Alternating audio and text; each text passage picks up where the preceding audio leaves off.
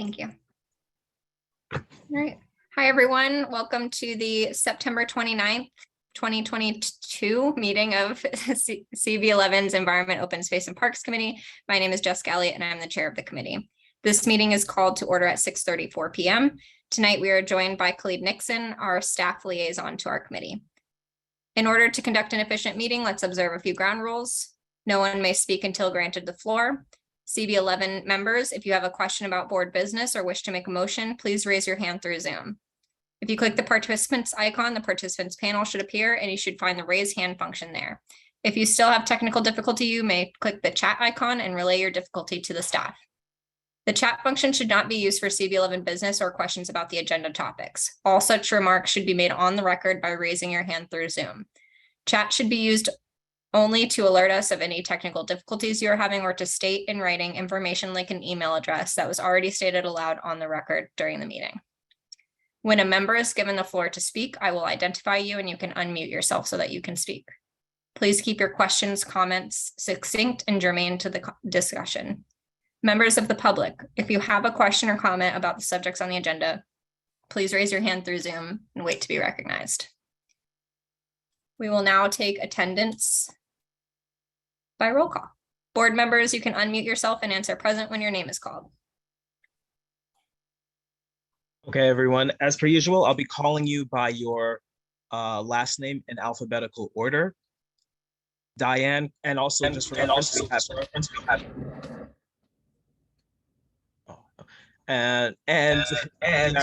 we have 12 members.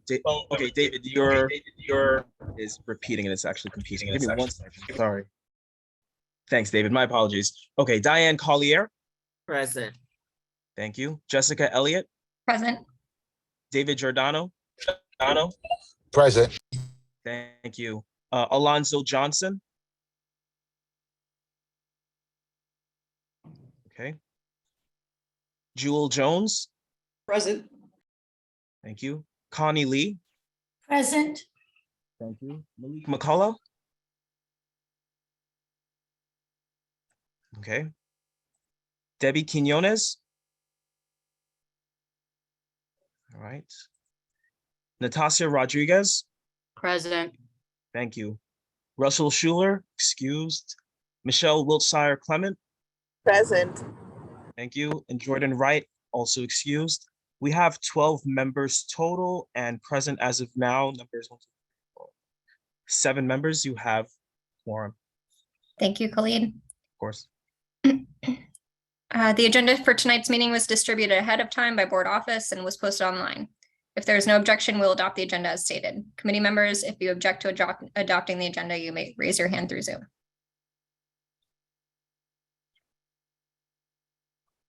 Seeing no objections, the agenda of tonight's meeting is adopted.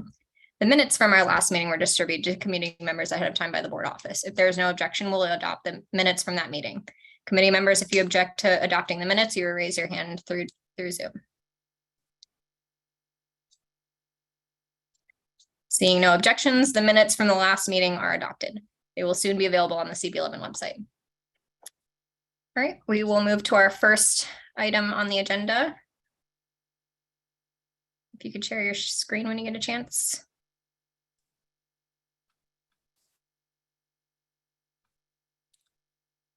Happened to my. All right. Could we start at announcements? Great. Are there any announcements? Connie Lee, I believe that you had an announcement. Thanks, Jessica. Just real quick, we have 2 public art installation sculptures going in October. So just for everyone's awareness, Marcus Garvey Park, where the opening will be the weekend of the 15th, undecided whether will be available or ready on the Saturday. It might be on the Sunday. And then in Harlem Art Park, we're installing another sculpture towards the end of October. I just wanted to make sure I informed you before at this meeting it could be even, almost November 1st, but probably before the next committee meeting. Great. Thank you so much for making us aware of that. You're welcome. Are there any questions for Connie? Okay. Any other announcements? Please raise your hand. Board members. Diane, go ahead. I'm just gonna announce, I'm sure everyone, if you haven't heard, Party on Park will be again October 2nd from 12 to 4. We close off from 125th Street all the way to 115th Street this time. A host of, hopefully a lot of community organizations will participate, as well as the agency from Health Department. And so we hope that you are able to attend, barring, of course, no bad weather from Ian, I think, who's supposed to be on their way up to the north. So hopefully that he will swing out to the Atlantic. So I just wanted to remind everyone about that. Thank you, Jessica. Thank you so much, Diane. All right. We can move on, if there are no other announcements, to our first item on the agenda, our informational updates. We'll start with 2 brief presentations from our city agency partners, and then we'll open it up to parks advocacy groups and other community-based organizations. So we'll start with the presentation on the renovation of Detective Omar Edwards Park. Jessica, if I could just make some introductory remarks. Yep. Thank you for being here, Steve. We appreciate you. Oh, thank you. Yes, I'm Steve Simon. I'm the Manhattan Chief of Staff at the Parks Department. I just want to indicate, let everyone know that this project is especially important because it is part of our Community Parks Initiative, in which the mayor provides funding for parks that have not seen any significant improvements in at least 20 years. This investment includes additional maintenance staff, recreational programming, and community partnership building, and it's an all-round change for the better for the park. As you probably know, 4 parks in East Harlem previously have been upgraded through the CPI program: Playground 103, James Weldon Johnson Playground, White Playground, and Abraham Lincoln Playground. The Parks Department, takes great pride in the fact that before we design any of our capital projects, we go out to the community to seek its input. And we had a community input meeting for this project back on March 31st, in which we gathered some input, views from members of the public, which have shaped the proposed design, which you are now about to see. It should be mentioned that this park has been named for Detective Omar Edwards, who a former officer of PSA 5, located across the street, who died in a tragic incident that occurred in the community some years ago. And it is our hope that the park that we now create in his name will respect his memory and be something that is in line with the service that he provided to the city. With that, I'm pleased to be able to turn it over to one of our prime playground designers, Alan Scholl, who will take you through the presentation. He is joined by one of our senior design staff people, Patricia Clark, and by our Manhattan Design Director, Leslie Peoples, who will also be able to answer any questions that you may have. And if they can't answer any questions you may have, then I'll try my hand to do so. Alan, please proceed. Okay. Just before we get started, I just wanted to make the committee aware that the Department of Parks is looking for a letter of support for this project to bring on to the Public Design Commission. Usually with our process, we would vote at our next meeting, but with the schedule of this project timeline, they're asking that we go ahead and vote on it tonight so that we can bring it to full board in October, and they can keep their timeline. So that is what we will be doing, and just to make you all aware of that. Thank you. Go ahead, Adam. Thank you very much for cooperating with us, and so we can avoid any delays in our schedule. Thank you. Yes, thank you. So does everyone see my screen? Yes, we do. Okay, great. Yes, thank you for having us here today.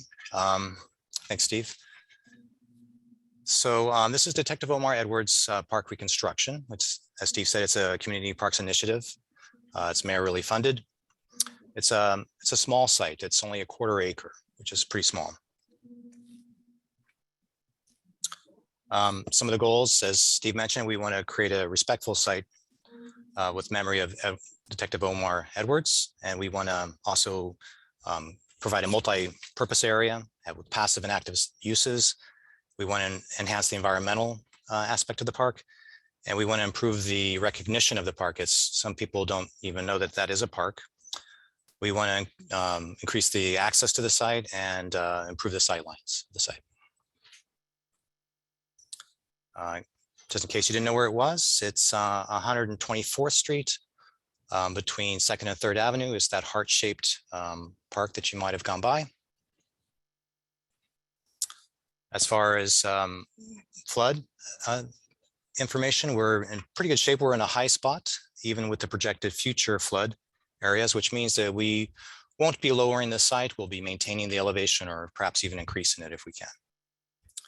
As far as the stormwater for like a rainstorm or so, we don't have issues here with either the moderate or the extreme. We're in good shape there. And as far as the land use categories, we have, it's a mixed area, but just immediately around it, there's a library in the back with religious institutions. There's residential with a parking garage. There's a community garden nearby. There's a police station across the street. And there's residential high-rise and mid-rise in the area as well. Okay, I'll see if I can close those. Is that better? Okay, there's a number of facilities nearby within a 5 to 10 minute walk from the site. One of the larger ones is the Marcus Garvey Park.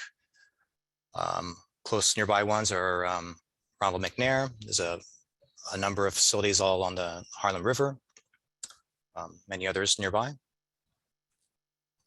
And if you're the existing conditions, if you look down on it from, you can see that there is a heart-shaped concrete walkway in the middle with a lawn, and it's surrounded on 3 sides by buildings, with the street side being the open side on East 124th Street.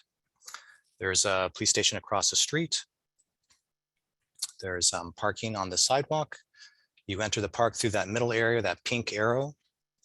And there's a number of features in the area. There's mosaic tables, there's a picnic table, there's benches, there's a container in the back.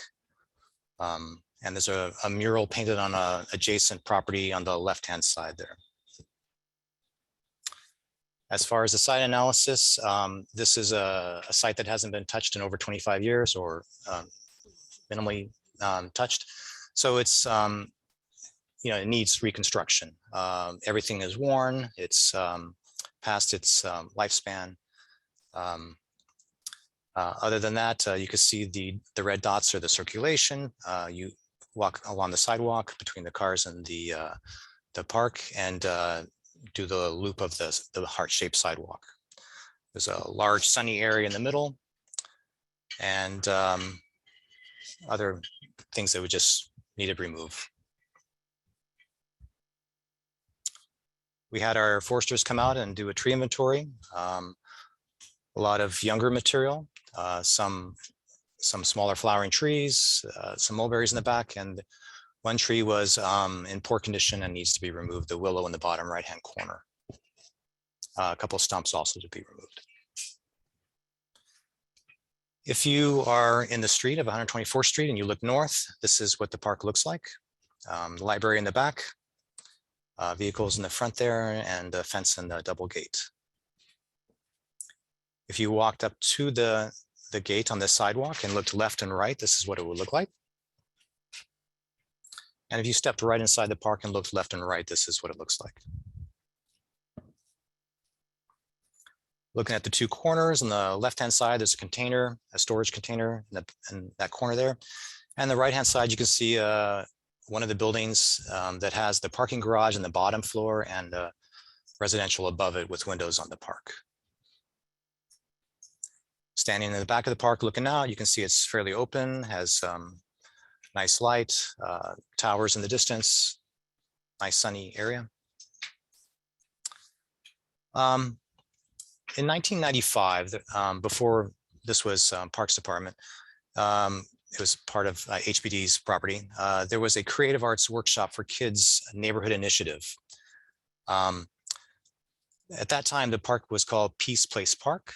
And there was another park that had this neighborhood initiative also that occurred on also 124th Street, but over by where the Pathmart grocery store was. And that also had a mural, and some of these these cutout pieces were created there. When the Pathmark was constructed, they moved that over to here and did the mural on the wall. So at 1995. So that was the Creative Arts Workshop for kids. Once that was brought into here, the park was renamed to Dream Street Park. When we do the construction, we will be removing this material. Some of it's in the way of other activities we're looking at, and also we need to reconstruct the area.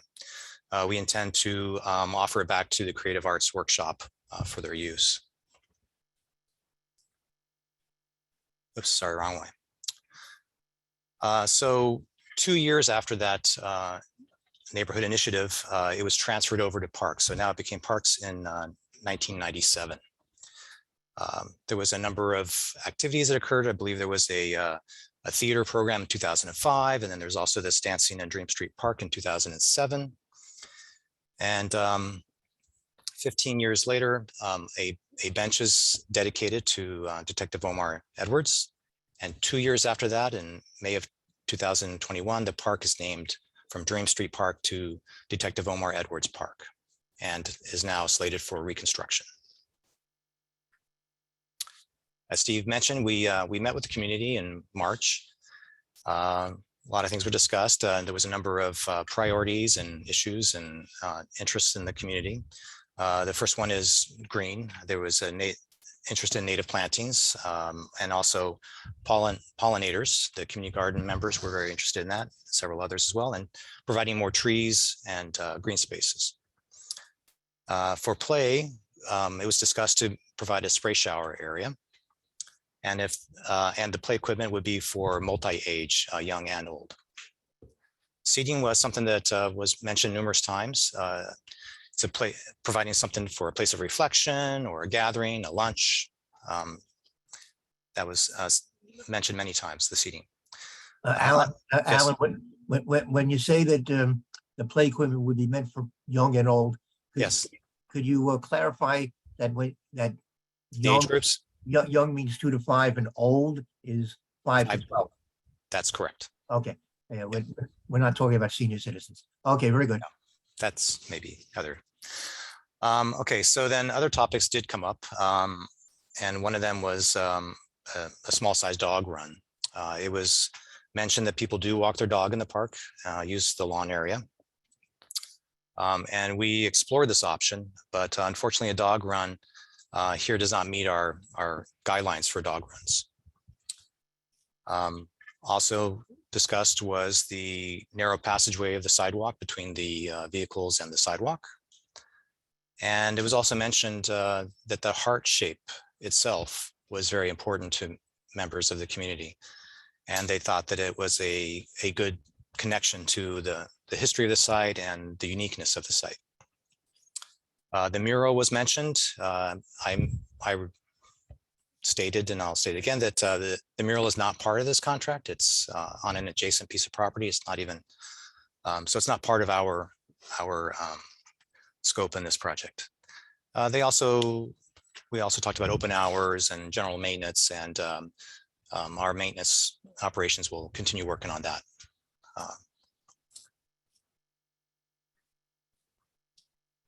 Which leads us to the schematic design. So as you can see, or at least I hope you see, there is a reference to the heart. As you can see, starting from the bottom, we're looking at doing the sidewalk area, providing large tree pits and trying to maximize the amount of green space. We're also looking to use columnar trees there to help emphasize that this is a park, to help people recognize this as a park space and able to a space that they could use. We're still looking at providing a double gate, pretty much the same location. So you'd enter in the center right there. And when you come in, there would be a drinking fountain bottle filler to your right, which currently there's no drinking fountain in the site. And you would enter this plaza area, which is hexagonal permeable pavers. So permeable pavers are a more environmental material that has joints that allow water to percolate into the ground. And that would have these tables, these steel tables with chairs, a little seating area off to the right with an ADA accessible spaces. And these two benches that are right underneath the tree there in the center, one of those would be the relocated memorial bench that currently exists. We would place it there. And next, in between the two benches would be a companion seating area for a person that might be in a wheelchair. And also to the left would be two other tables with 2 seats each. Also, we're looking at providing lighting, which currently doesn't exist in the site.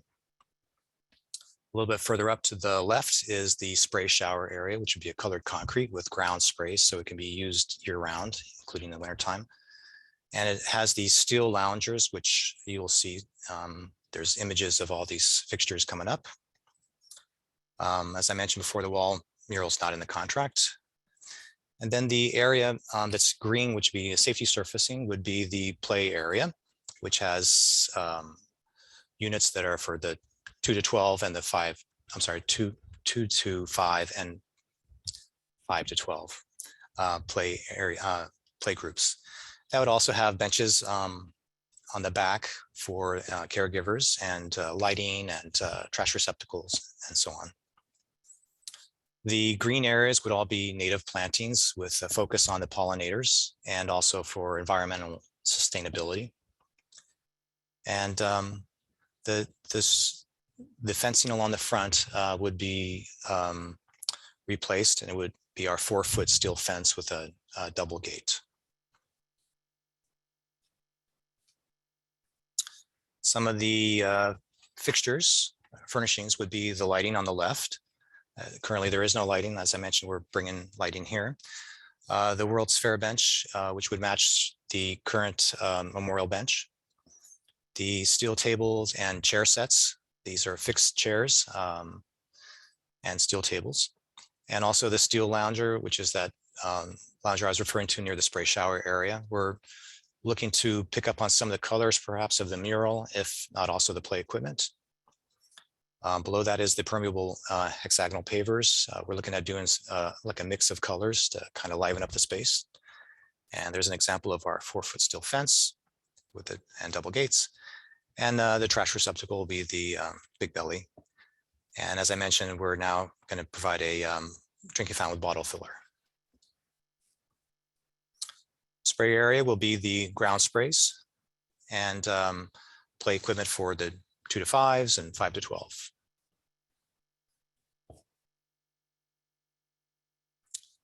As far as the fencing, there is currently some 8-foot chain link fence in the back. We're looking at reconstructing that. And then there's the front sidewalk that's a replacement of the to a 4-foot steel fence. We're also looking at providing some protection for that those tree strips, tree planting beds, which would just be a low 1.5-foot fence. As far as the planting, we're looking at using native plant material, which is going to be focusing on the pollinators and also environmental sustainability. So for the pollinators, we're looking at providing as long of a period of a food source, a pollination and nectar source.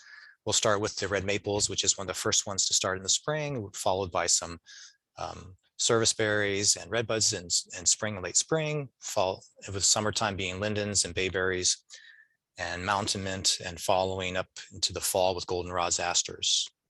And we're looking at providing some material that has high environmental value as far as insects and birds and so on.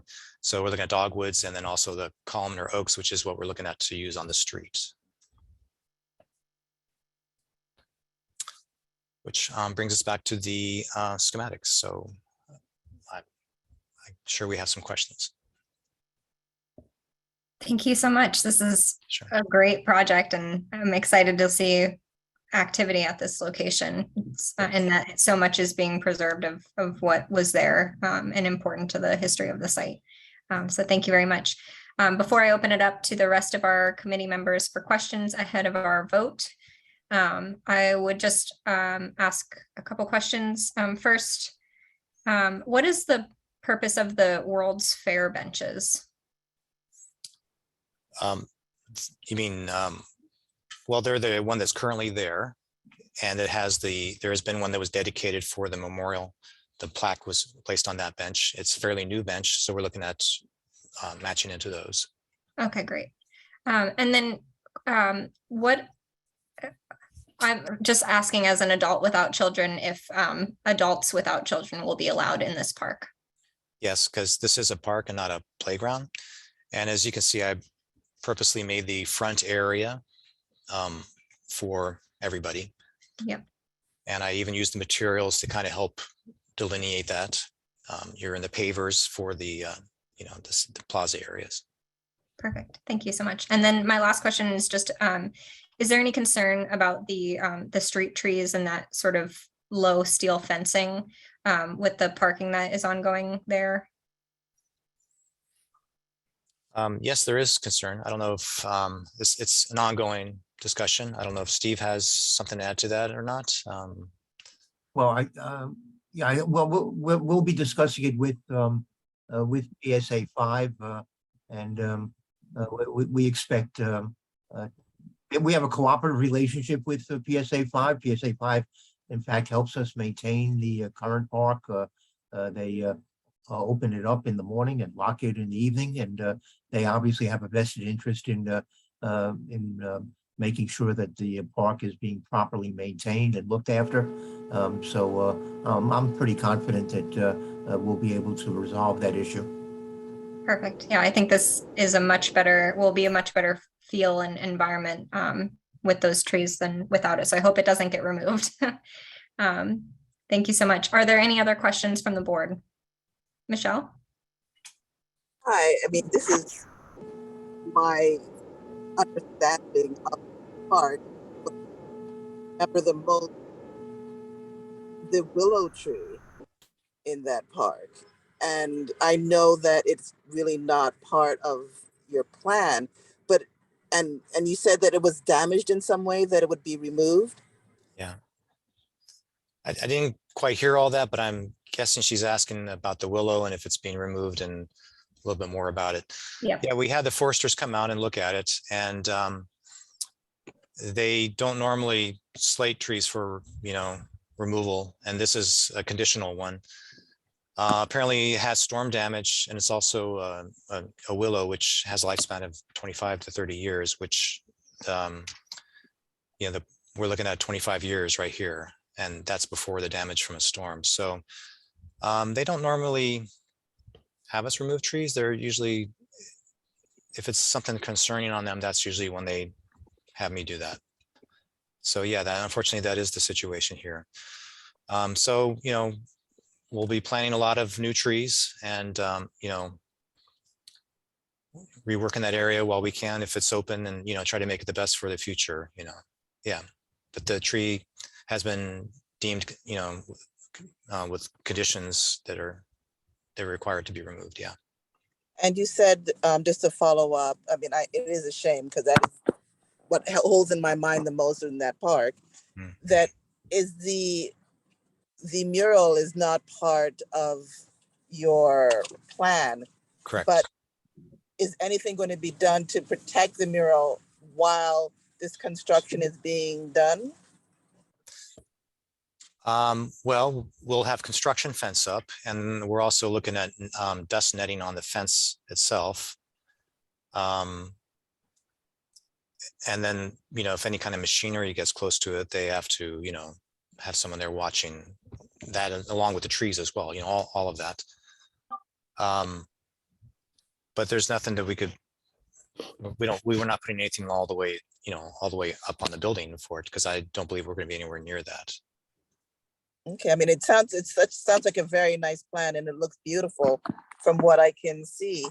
And the stonework, you said you're going to match it with some of the coloring with the mural, as well as the benches that you had by the water features. So I thought that to save the mural would be important. Well, the mural is on an adjacent building. I'm not sure it is actually even, parks, probably not. And so it's, it would be a whole different way of going about preserving it or, reconstructing it. That wouldn't be part of this. Yeah. Thank you, Michelle. Are there any other questions from the board? Diane, and then Connie. So it's a shame that the weeping willow has to be taken. That's one of the most striking feature of that park to many people who have gone through that block. But I hope, can't say any more than it's very sad and quite apropos given the, Detective Omar's life being lost over in that area as well. Significant in terms of weeping. That's just a comment. Okay. I mean, we are planning a lot of new stuff, so there will be, continuation at least, Again, Alan, it was one of the striking features of that park before it was named Omar or all the other names. Everyone knew that park because of the willow. Diane, I agree with you. I love that tree, and Yeah. and I fought to keep it, but when they tell us that it's in jeopardy and it's dying and it can't be saved, we have no choice. I regret the fact that we're going to lose that tree. I understand, Steve. I just wanted on the record that it's a sad thing that in addition to it, because of it was a striking feature of the park, but also the significance of having it there because it is a weeping willow, given the circumstances of Detective Omar's death. The other thing that I want to point out in that memorial bench, what does it actually say?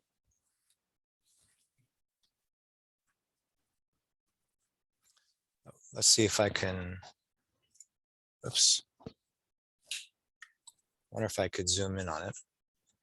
And this is just one of my concerns about anything time we name something, whether it be a street naming or whether we give it a bench naming or whatever.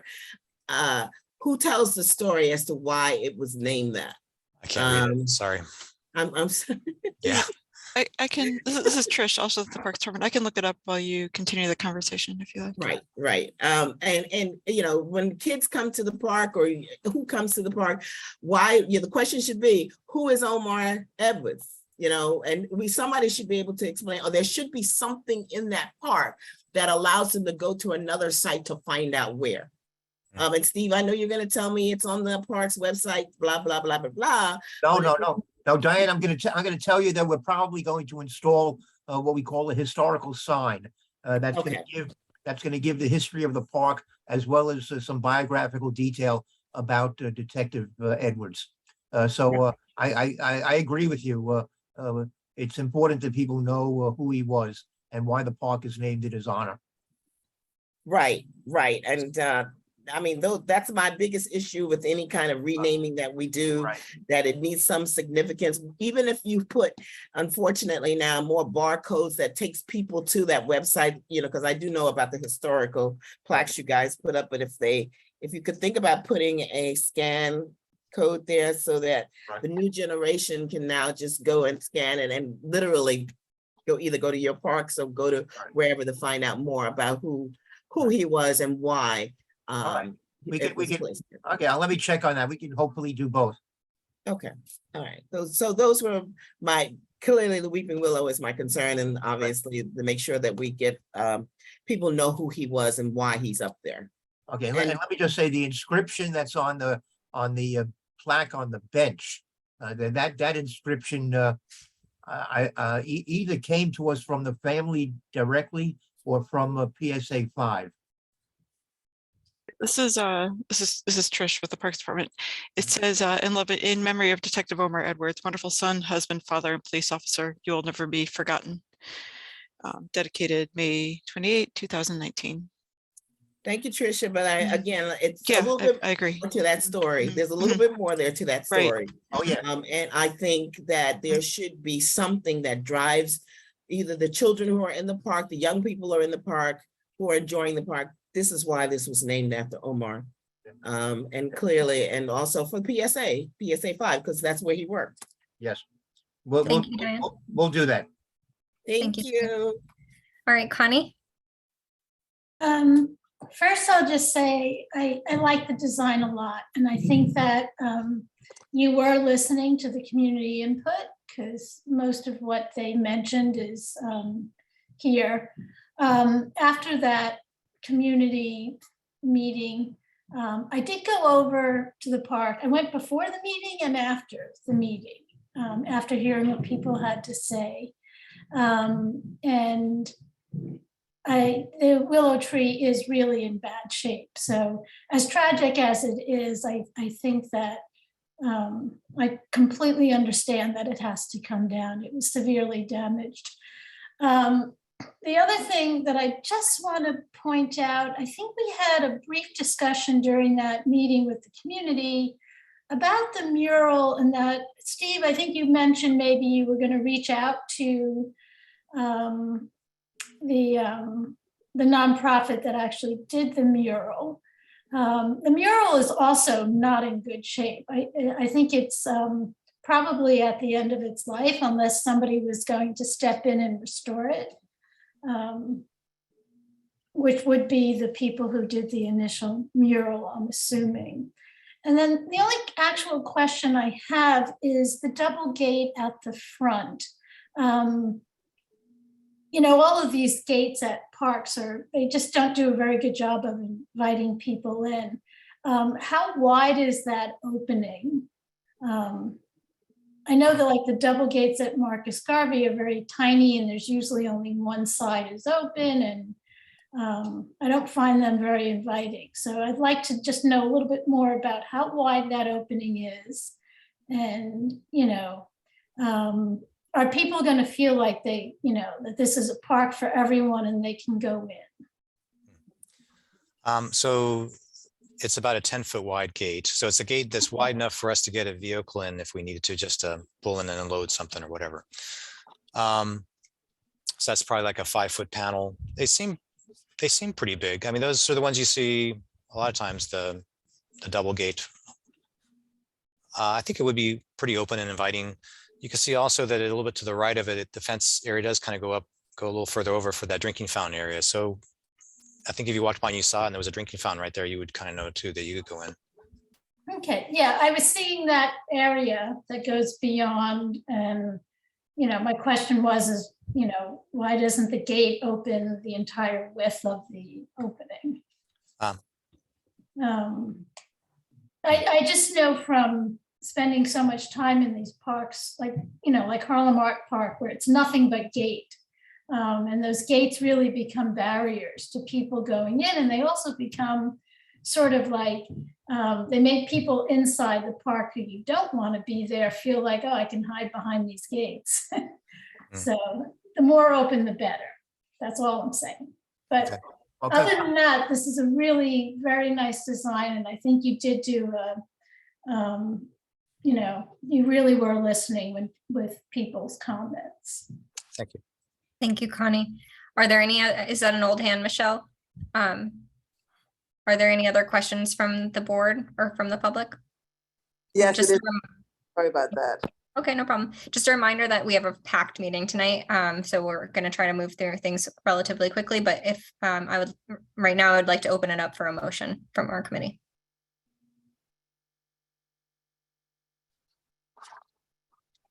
Please raise your hand. Connie? I'll make a motion to give them a letter of support. Great.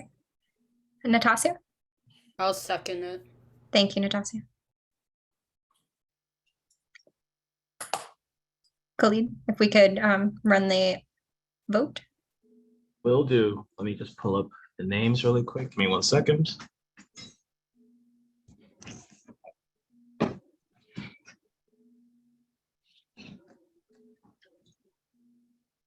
Okay. Oh, and also Malik has joined in, so that brings our total to 8 members.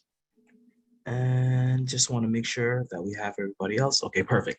Okay, so I'll be calling your by your last name, alphabetical order.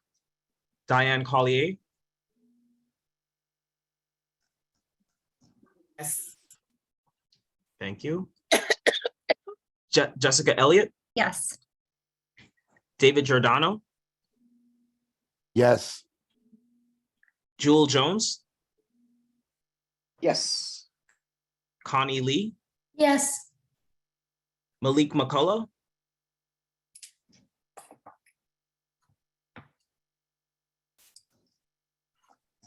Malik McCullough. I know he's there, but I guess. He had audio issues last meeting. I'll see if he texts me. Okay, all right. So I'll circle back. Natasha Rodriguez. Yes. Russell is excused. Michelle Wiltshire Clement. Absolutely, yes. Okay, so say for Malik, it is a unanimous. Oh, Yes. Yes. Okay. You hear me? You yes, hear I me? hear you. I hear you now, Malik. Thank you. Okay, now it's all right. yes. So it is a unanimous vote in favor of offering a letter of support. Thank you, Khalid, and thank you to the Parks Department and for all of your work with the community outreach and reflecting that in this great plan. We look forward to it coming to fruition. Thank you for being here. Thank you very much. Thank you for your support.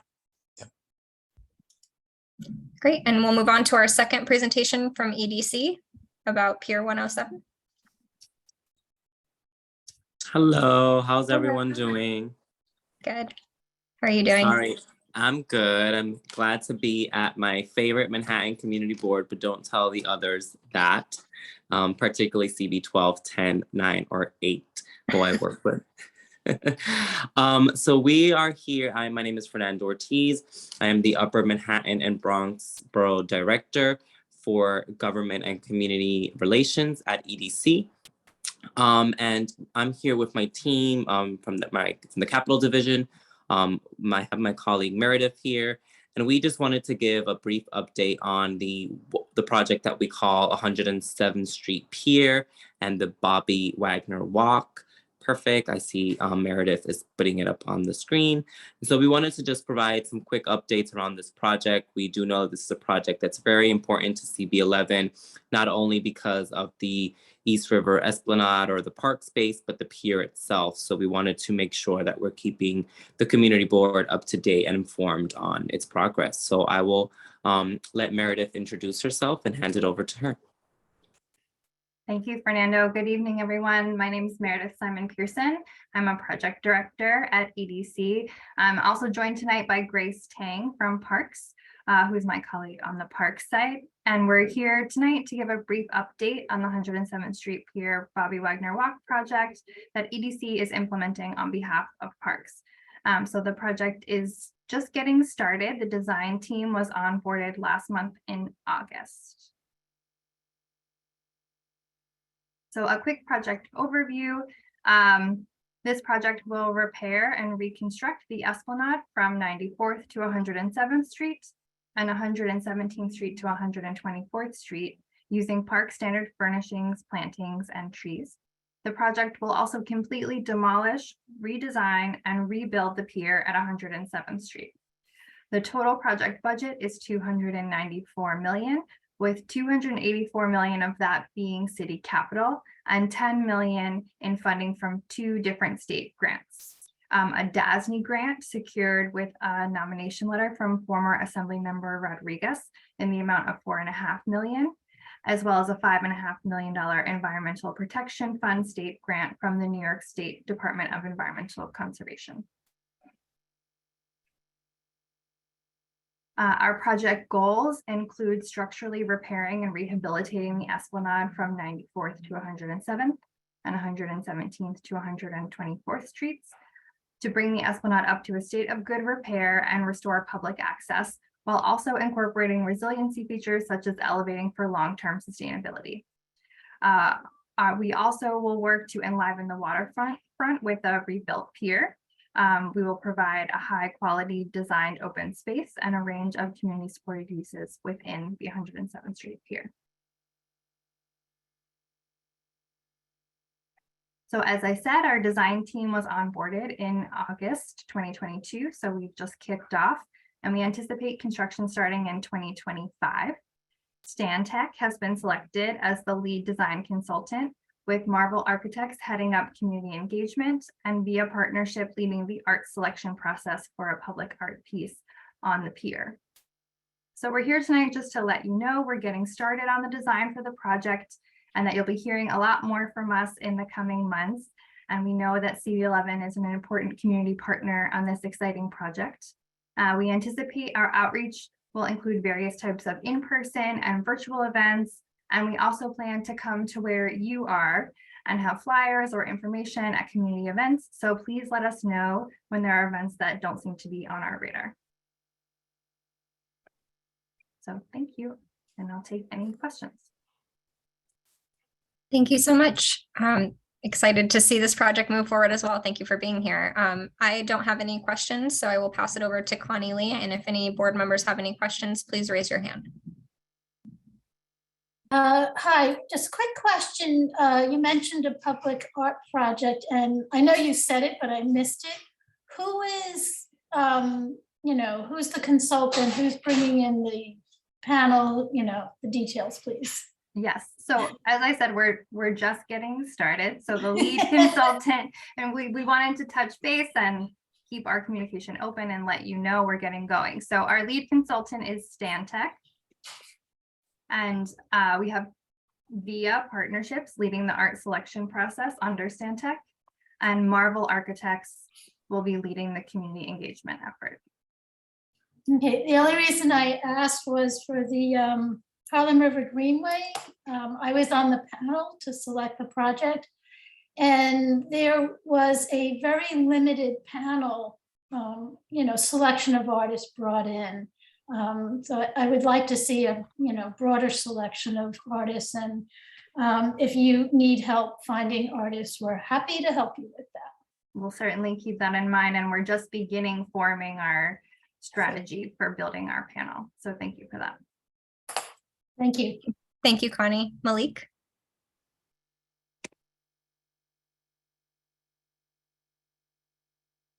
Malik? Malik, you're muted if you're speaking.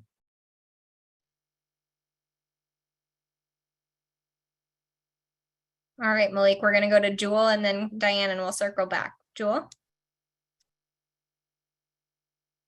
Thank you. So I believe you all presented at land use, and I had the same question in terms of that gap between 108th and 116th, and I believe you all said it had to do with parks. But yeah, why the gap in this project? So Parks prioritizes their Esplanade projects based on the condition of the Esplanade. And so they're expecting construction to start in summer of 2023 for the 114th to 117th section, which I believe is currently closed because it has some sinkholes and other structural issues. Parks is managing this section of work, and my colleague Grace can speak to it more if there are more questions on it. The other gap from 107th to 114th will be rehabilitated as part of future projects. Can you please repeat when the 114th to 117th section will begin? It's anticipated construction will start in summer of 2023. Thank you. But I mean, I'm sorry. What is the reason for this? For the parks is controlling one aspect of it, and EDC. What is the reasoning behind that? So I think I'll jump in here quickly, and Parks can and Meredith can correct. So this is Parks jurisdiction, right? This is a greenway, so this is all Parks jurisdiction. EDC, we get our capital team, we get pulled in as these projects get, so we get pulled in to manage the construction and the management of the project. So it's not, so as of now, we've been brought in to manage 107 to 94 to 107, and then 114 to 120 or whatever it is. I'm sorry, I forget the streets. But again, it's all parks, right? So as the contracts start to happen, that's when EDC gets pulled in to manage the construction of the project. And so what's the reasoning for the delay in the delay in 106 to whatever that other street is? From 107 to 114? Yeah, I'll let Park speak to Okay. that. Malik, Grace Tang is in the attendees. If you could promote her to panelist. She was going to answer this question. Will. Thank you. And just as a note, this is the same way that the Harlem Greenway project is being managed. As a new member, I just like the I'm sure it was discussed before, but just wanted to be informed. No problem. Can you hear us, Grace? Are you able to speak? Hi, can you hear me? Yes. Hi, this is Grace from Parks. Yeah, sorry, I didn't have access to panelists until right now. But yeah, so the East River Esplanade is considered one large parks property, park space. It is there have been inspections done over the years. It is very long. It is very expensive to do all the repairs we need to do. So when we get our inspection reports, we really have to prioritize the worst sections to be addressed first and then go from there. So right now we're actually in our 4th phase of work along the Esplanade. So the work that EDC is doing is sort of considered our 4th phase of Esplanade work. There are phases 1, 2, and 3. Those are all being managed by Parks directly. How we decide whether we do it ourselves versus EDC, it's sort of, there's a lot of different factors that goes into that. This particular project, it's fairly complex. It's a very large budget. It's a long stretch. And so we decided to work together with EDC to implement this one. There is a gap between like you said, 107th and 114th, right? That does not have a project yet. Again, we will address that eventually. It really comes down to prioritizing the most deteriorated sections first. So when funding becomes available, that will also become a project. Okay, thank you. Thank you, Joel. Thank you, Grace. Diane? So Jewel, this project has been happening ever since, Jesus, I've been on the board. It's just been a very long process, which started out with Parks and now has moved over in certain portions of EDC. My question is, I must have missed something. The Bobby Wagner Walk, what streets are those? 10, not from 94th to 107? Our project is from 94th to 107th. And 117th to 124th. What is Bobby Wagner? Bobby Wagner is 90th to 125th. Okay, so it's from 90th to 125th Street. That's the reconstruction. The reconstruction will be from 94th to 107th and from 117th to 124th. That full stretch of East River Esplanade is named for former Mayor Bobby Wagner, his son, who was also a civil servant. Okay, because I wasn't really clear on that. Of course, Fernando, I'm not bringing up the bathroom now. I'll wait till another time. I'm going to bring that up. I'm actually. We haven't forgotten, Diane. I promise. We have not forgotten. We have to keep it moving. But not tonight. I'm going to talk about it later on with Jessica and the rest of the team about it. So maybe I'm gonna manifest. This is not coming from Parks or EDC. This is coming from Fernando. Maybe from 108 to 114, when that funding comes in, maybe there's going to be funding for a bathroom. I'm going to manifest that for you, Diane. So the only other thing is, and I'm saying this to Meredith, I believe her name is Meredith. I'm sure that the Economic Committee is going to ask about hiring, local hiring in the construction of this project. I'm sure that you're going to get that at some point, somewhere. I would bring it up too. Fernando knows I would, but I'm not going to bring it up at the same time. I'm going to let them use their own thunder for that one. Yeah, and to the my understanding with the East River, because I sit on the Friends of East River, they are very glad that EDC took over this project from 94th to 107th Street and so forth and so on. And yes, you're right, we are concerned about that gap, but we can talk about that at another time. That's it for me, Jessica. Thank you so much, Diane. Great points. Malik?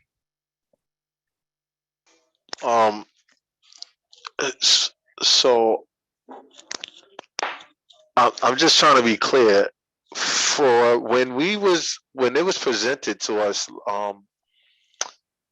some time ago, I want to say everything was funded except for one block, because I've asked about that one block prior at our last meeting. I'm not sure where 107th to I guess 18th, where there isn't anything being done, came from, and how it's not funded, in which it was presented to us that entire it was broken up into sections. I remember that, but I've also remembered that it was only one block that wasn't being done or reconstructed. I think this is consistent, Malik, with what we've seen in the past, and that we've always had a concern. It's been more than a block, but we've always consistently brought it up. Yeah, I think we've brought it to the community board a few times, and there's always the question of why the gap from 108 to 114. And our response has always been, this is Parks jurisdiction, and it will be a future project, that still needs to secure funding and become a project in itself. But we've always kind of had the gap from the onset about around this greenway. Okay, my next question is, I'm gonna look into it, but my next question is, how will EDC involve the community board into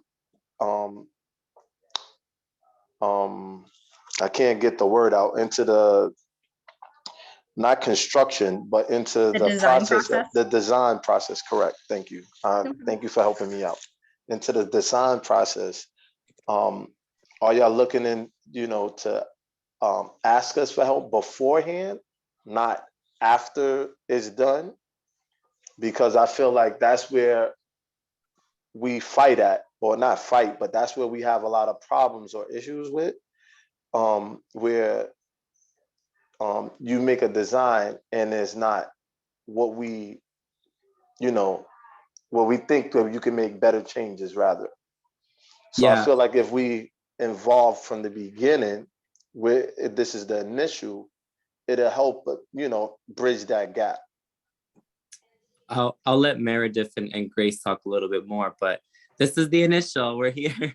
We just finalized the design team, and usually when we have these kind of projects, if you saw, construction is not expected to begin until 2025, and we're quickly entering 2023, so that gives us 2 years to finalize design. And throughout those 2 years, we'll continuously come back to the community board with design updates until we get 100% design. So we might come and show some initial kind of concepts and get some feedback, and then go back and come back and go back. It'll be kind of a little bit of a dance until we hit 100% design. And it's a design that the community board and the community agrees upon. And then that will then go into construction in 2025. So we have 2 years to get it right, hopefully. And you'll see us a lot more throughout these 2 years coming back on design and for feedback and review with the community board on this project. But I'll let Meredith and Grace add any additional comments on that. I'll just echo what Fernando said, that this is, we just kicked off design. We just got our design team on board, and this is us coming early and often to connect with you on our process and our design. As I mentioned, we have Marvel Architects leading an entire community engagement effort. And so they're developing those plans now since they just got onboarded, and you'll be seeing a lot more of us. Thank you, Meredith. Thank you, Fernando. And Malik, great question. You stole my thunder. I was going to ask when they were about to come back next, but it's great to hear that you'll be coming back in concept. And if this process is anything like the Harlem Greenway Link project, I think it'll be a great one. So thank you for honoring our partnership and involvement in these projects. And we look forward to seeing it come to life. Thanks for having us. Thank you, CB11, for having us. No And problem. Diana, I won't forget your bathrooms, I promise. Great. And we're doing work on that, Diane. So don't worry about it. I'm not worried about it. I think overall, and we can talk about this later on, that we should be looking at a policy that the city council should be implementing, depending on the size of the park, as to whether restrooms should be included or not. That's a great idea. And we have spoke with the Manhattan Borough President's Office, who they have, drafted a couple bills about public restroom accessibility in general across Manhattan. And we've talked about equity and, specific sites in our community that would make a great fit for that. So we'll definitely keep moving that forward. Are there any other questions from the board or the public? All right. Thank you so much again to EDC and Parks, and we look forward to seeing you again soon. Likewise, thanks for having us. Bye-bye. Thank you. Great. We'll move on to our next item on the agenda, which is Parks Advocacy Groups. Are there any park advocacy groups here that would like to give an update? Please raise your hand. Or city agencies, if there is anyone else from a city agency that would like to give an update. David, sorry, I feel like you wouldn't raise your hand if I didn't say that. Go ahead, David. Hi, Jessica. I'll be real quick. Just wanted to, not too much to update. It's our busy fall season for athletics, which is kind of our main focus, making sure we get the fields open with all the rain we're getting, going to be getting. And just want to throw out a couple of things that we're doing in the events we have. We're supposed to have our Public Harvest Festival free community event this Saturday. We have postponed it. It will now be on the 8th. That same weekend is the Indigenous People Celebration. This event we've held for, I think it's like the 8th year they've been out there. Red Hawk Nation comes out. It's a really, really great event, free. It's by Icon Stadium on the event site. It's Sunday and Monday of Columbus Day weekend. Looking to the end of the month, we're having our Boo Bash on October 30th. It's a great event for kids, celebrate Halloween, so come out. It's right by the 103rd Street footbridge.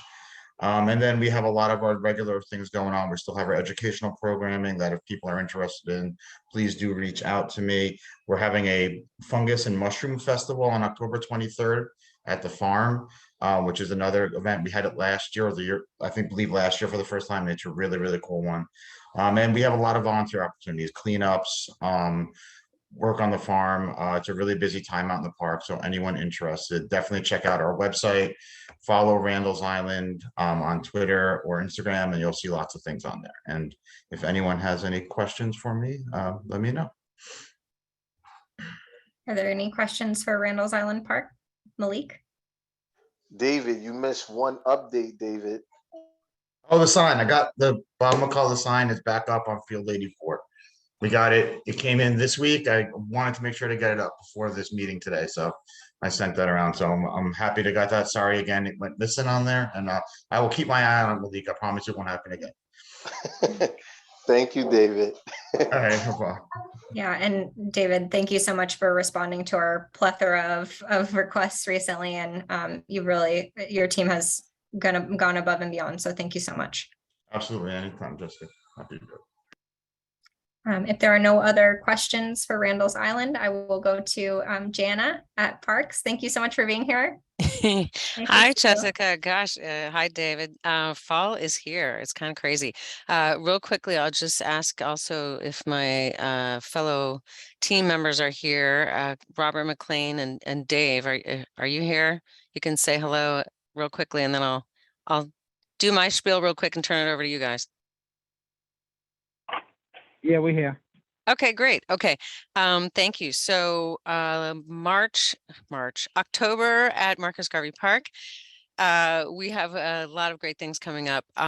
It's my park day weekend is October 15th and 16th. Just a note that it's my park day can happen any day anybody wants. It's basically volunteering in the park anytime anybody wants. But as you guys know, spring and fall, we designate certain weekends. So October 15th and 16th is the fall. It's my park weekend. Robert McLean, who I think is on the line, will talk with you guys about the children's planting that he has created with our gardener, Eric at Marcus Garvey, and also Marcus Garvey Park Alliance. I want to share too that we just had the second annual Met Opera opening at the park, which is lovely, really kicks off fall for us. So October, we've got a few great events coming up at Marcus Garvey Park, including the Scary Movie Festival, which we're hoping will be an annual thing for Halloween at Marcus Garvey Park. That's at on October 29th. Also, we have the Harlem Dance Festival on October 7th. In addition, I wanted to share that tentatively, after It's My Park weekend, that following week, our team is planning to have a soft launch opening of our new public horticultural programming space. This is something we've been working on for a while. We had to wait till the pool closed. We're working with our shops unit to finish the final touches to prepare the space. But what this will be, we hope, is really a game changer for the Harlem community in terms of horticultural opportunities. The east end of the Marcus Garvey pool has been closed for a very long time, and we have designated that as the site of a new programming space that can allow Harlem members of the public, our Green Thumbs Park colleagues, our gardeners, such as Eric at Marcus Garvey Park, book authors, planters, gardeners, ornamental design folks, all kinds of different horticultural folks who can come into this space and offer information, workshops, demonstrations. We'll give away plants, probably weekly, and people can really learn how to take care of their plants. This will also connect to what we hope will be the launch of volunteer gardening at Marcus Garvey Park on hopefully a weekly basis.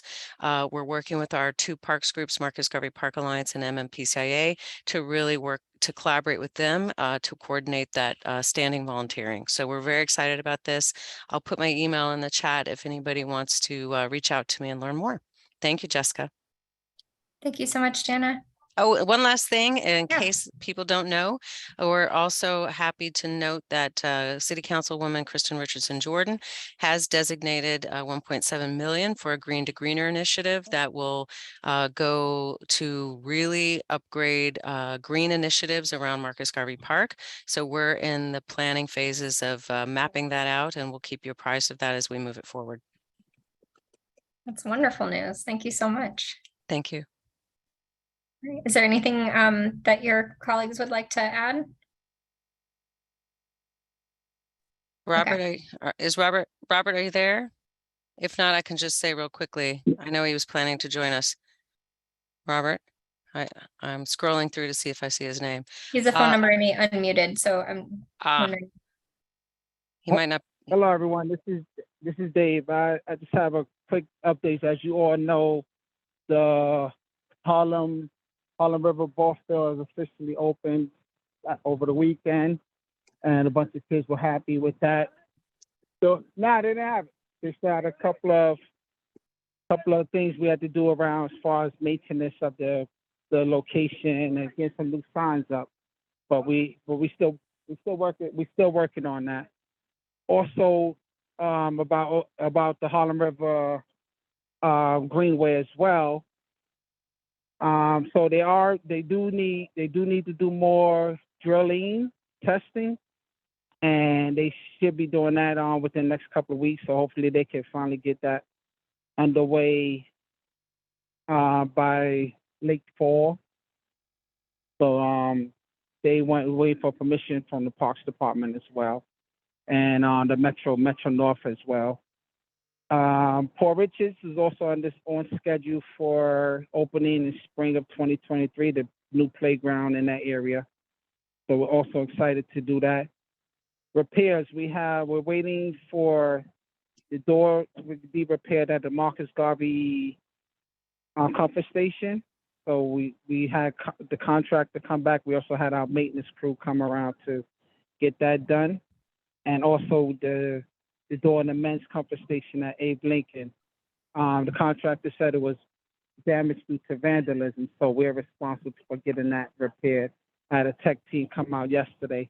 They didn't give me the final results of what they need to get it replaced, but that should be repaired shortly as well. Thank you so much. And before I pass it over to Malik, I just wanted to bring up one thing. I know Debbie Quinones is not here, but she had sent me a picture that the sort of asphalt, pavings in between the pavings is still being used. And I know we've brought that up multiple times on these calls. So I just wanted to make sure that you are aware of that and that, we can be more strategic and address these problems as they need to be addressed in the future.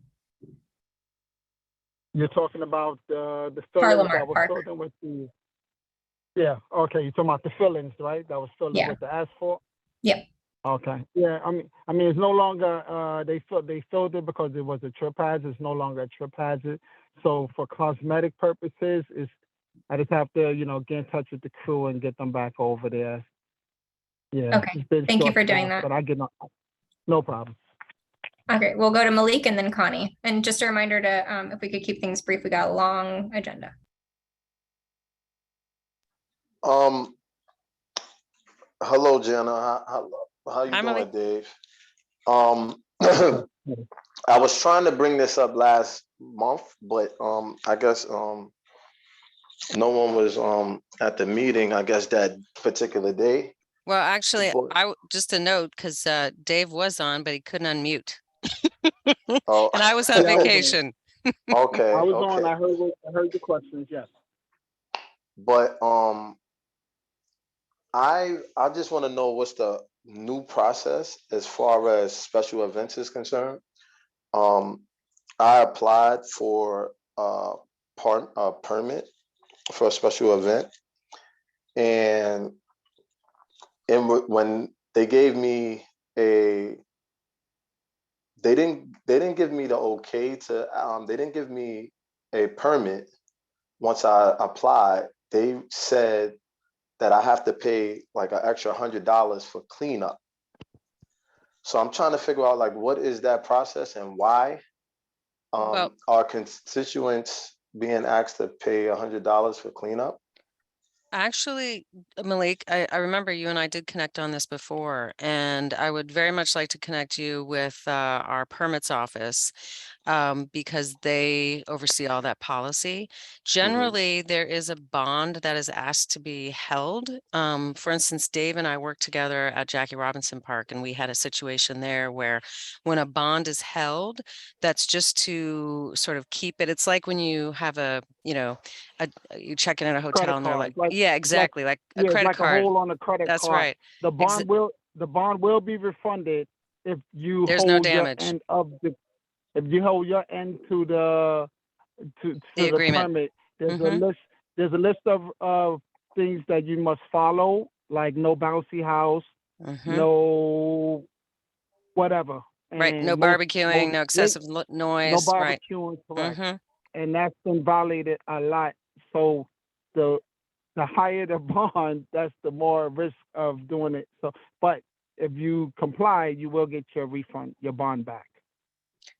So Malik, I don't know if that fully answers your question, but I know Jessica, per her caution in terms of the agenda tonight, my email is in the chat.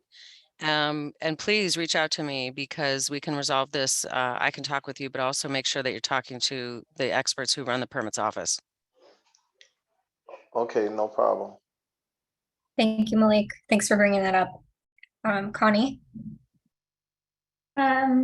Dave, Jenna, whoever. Hi, Connie. Hi, Jenna. Over the weekend, a large truck went into Marcus Garvey Park, entering Fifth Avenue at 120th Street, probably associated with events going on in the amphitheater.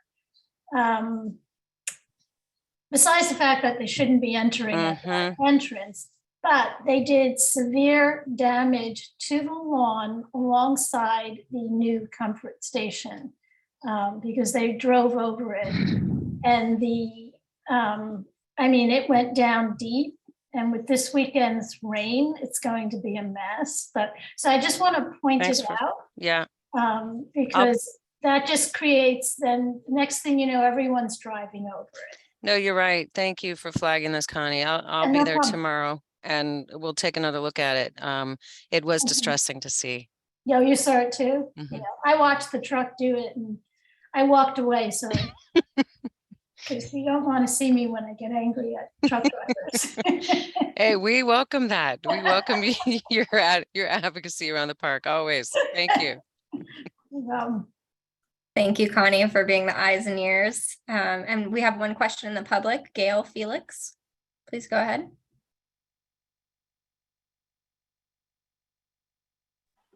Hi, can you hear me? Yes. Yes. Yes. Hi, I just wanted to mention that the Met presentation was beautiful. It was a lovely night. But just as the sun started to set, the rats came out. So that really took away from the enjoyment of the evening. Thank you. So Yes. I don't know what they can do about it. I'd love to go back, but again, hear you. it's too much. Thank you. Well, no, thank you. Rats continue to be a problem throughout our parks, borough-wide and beyond. But Dave and his team, Dave, I don't know if you want to mention, we do regular extermination, not exterminations, but regular rat baitment. Dave, I don't know if you want to talk through that. Yeah, so because of the rapture population in the park with the hawks and the predatory existence of the hawks, we can't bait like we want to because of the secondary exposure that the hawks may come across when eating or coming exposed to the rodents. So we are basically limited to the dry ice and the RX carbon dioxide machine. So we basically gotta, that's the only approach we can use for now. I think there's also issue with New York City, in particular Parks Department, as which pesticides they can use going forward as well. I got to get more information on that, but we are limited how much we can control the rat population. But there is one big solution, and it's called, the littering. So we're trying to get our cans filled and emptied out the latest we can throughout the night. Without a food source, that will help.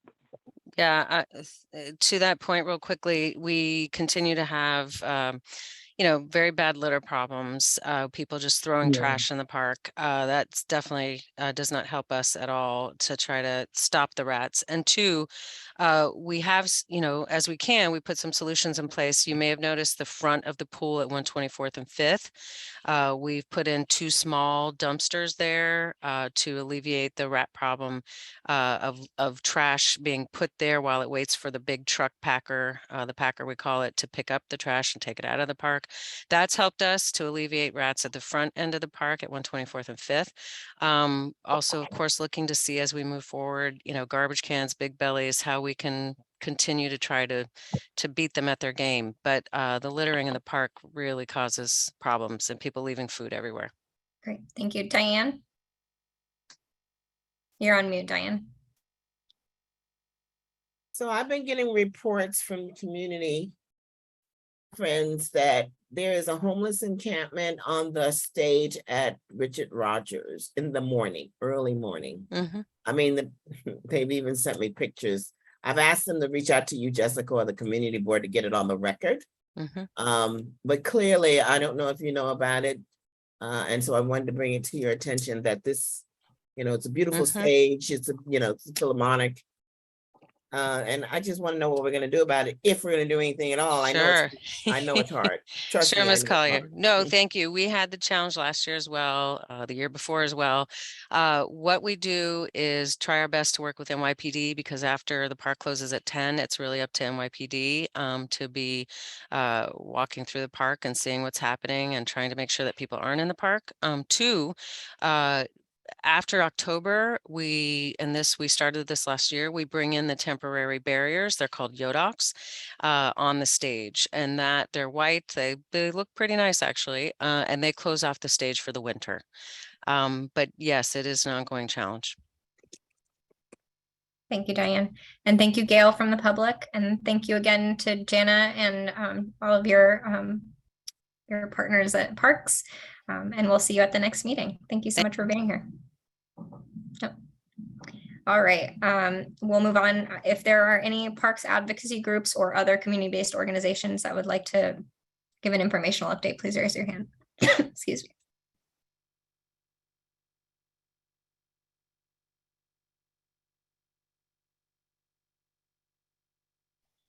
All right, sorry, I'm having a problem with my voice right now. I think that's an old hand from Gail. Oh my God, I'm sorry. Well, we can move on to our first presentation. Thank you.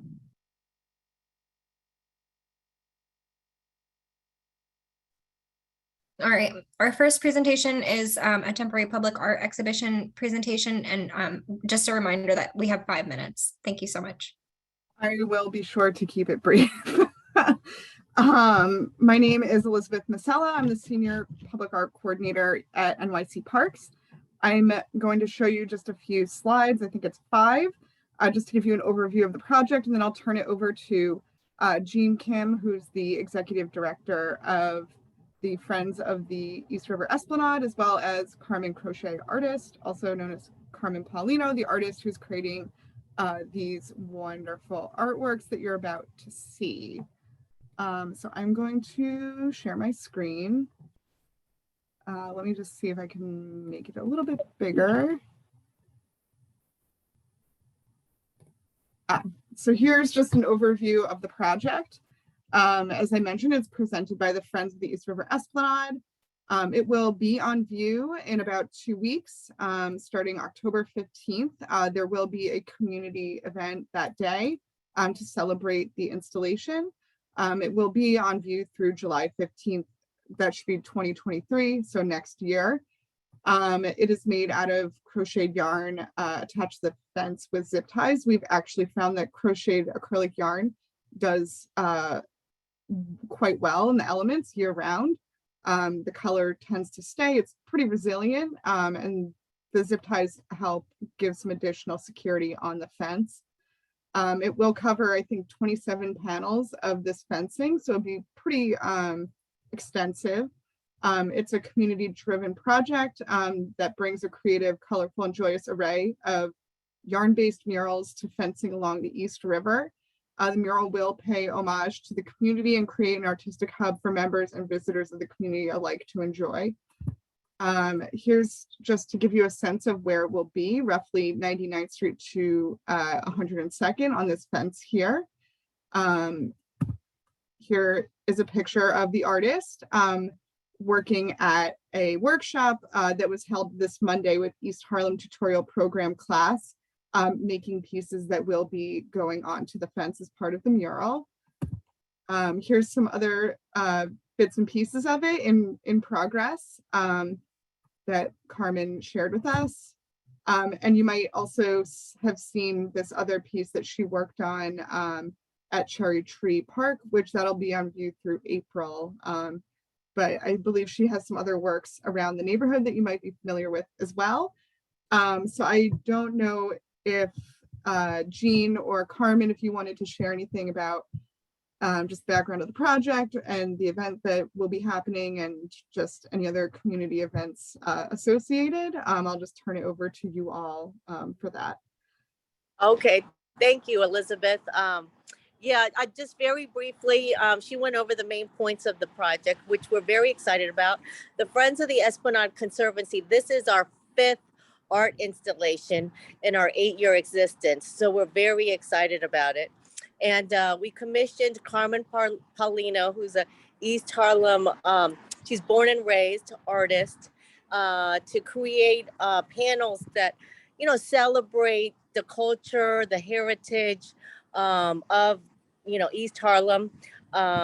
Like the panel that you saw in progress, Eddie Palmieri, the musician, he is exemplified there, as well as we also have pieces of the El Barrio Fishermen.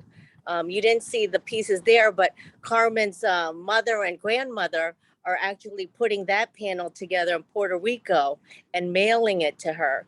So this is actually like, you know, a family, it's a neighborhood, it's a artistic project that is of and by and from the neighborhood. So we're extremely proud of it. And October 15th at 11 a.m., we're going to have a celebration and inviting our local elected officials, our community board leaders, our community leaders, and, you know, anyone else who's interested to come and start looking at it and have another reason to, you know, enjoy the waterfront, especially up in that area. It's beautiful, yet a little forlorn. So this will just give people an extra reason to walk that way. So we're very excited.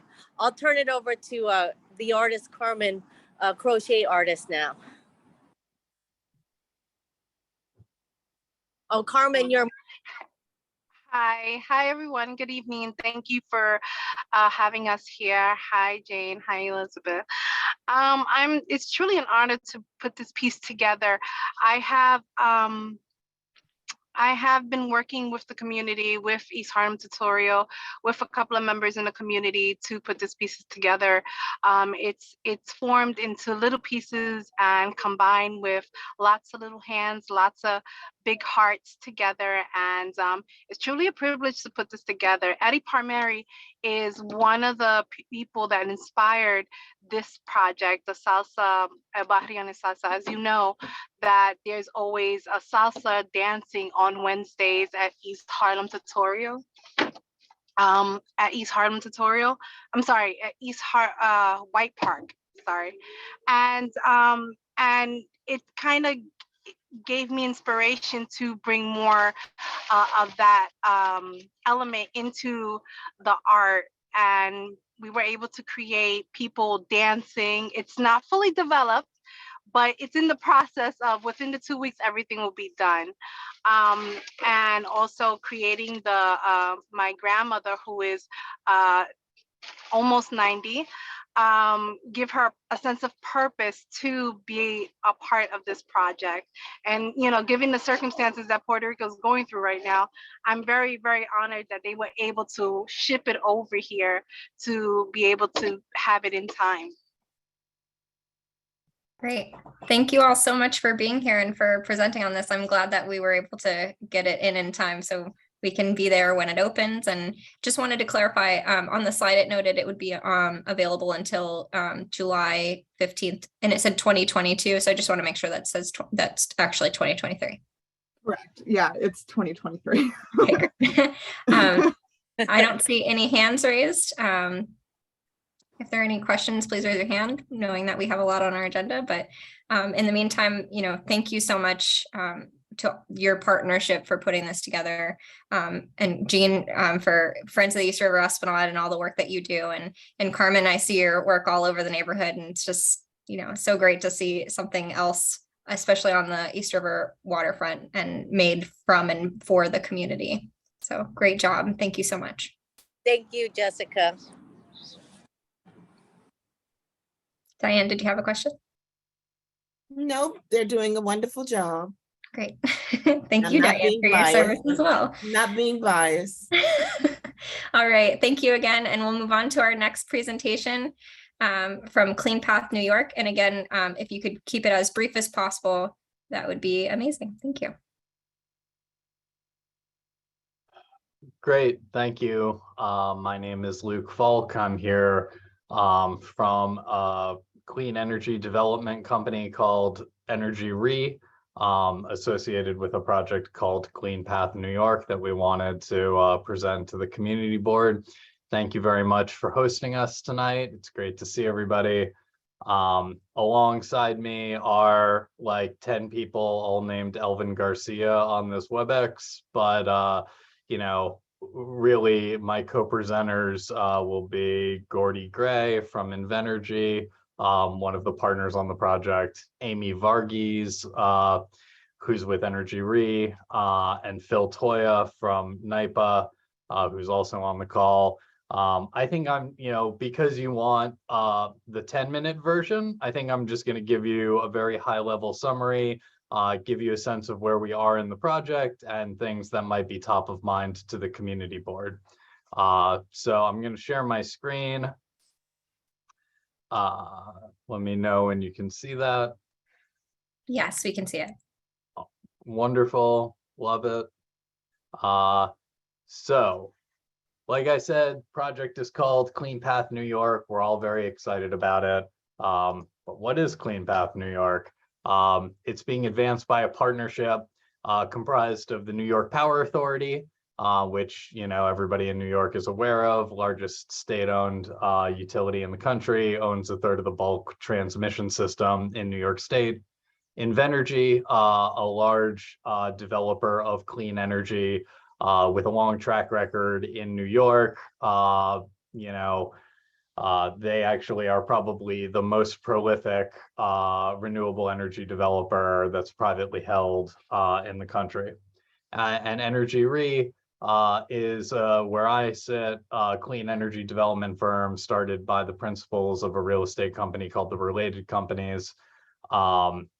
And, you know, we bring our expertise in complicated infrastructure and development to bear on this project and other clean energy initiatives.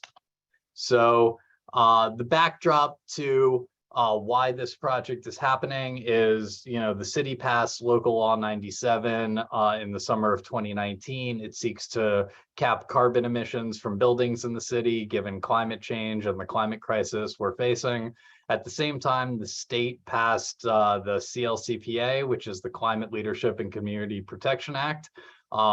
That's a complicated piece of legislation, but the cornerstone of it is an ambition to decarbonize the state's electric system to be 70% emissions-free power by 2030 and 100% emissions-free power by 2040.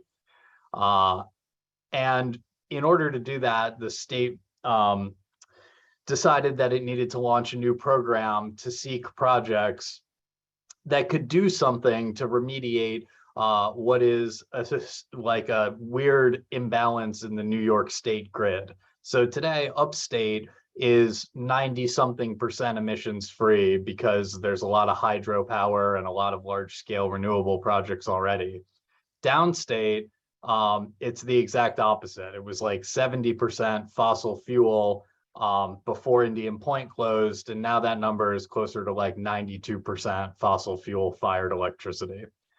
So if the state needs to meet its goals and the city is motivated around climate, and who wouldn't be given the horrible flooding and hurricanes, and it seems like just every other day you get another terrible climate related story. They needed to seek projects that could deliver a massive amount of clean energy into New York City. And so we responded with our project. And we were fortunate enough to be designated by NYSERDA, which is the state's energy office, essentially, to develop it. So what is the project? We're going to build a ton of wind and solar, really huge scale solar and wind projects all across the state of New York, nowhere near New York City, all upstate and in Western New York, where you can build big renewable energy projects. And then in order to deliver that energy down into New York City, we're going to build a 1,300 megawatt, 175-mile transmission line that is all underground or underwater. It's technology called high voltage direct current, which is just a really efficient way of transmitting large volumes of energy over long distances. And that line will connect Delhi in the Western Catskills, ultimately making its way all the way down into Queens. The generation side of our project is private investment of $7.5 billion. And the transmission component is another $3.5 billion. So to give you a sense of scale, we think that makes it the largest clean energy infrastructure initiative in the history of the country.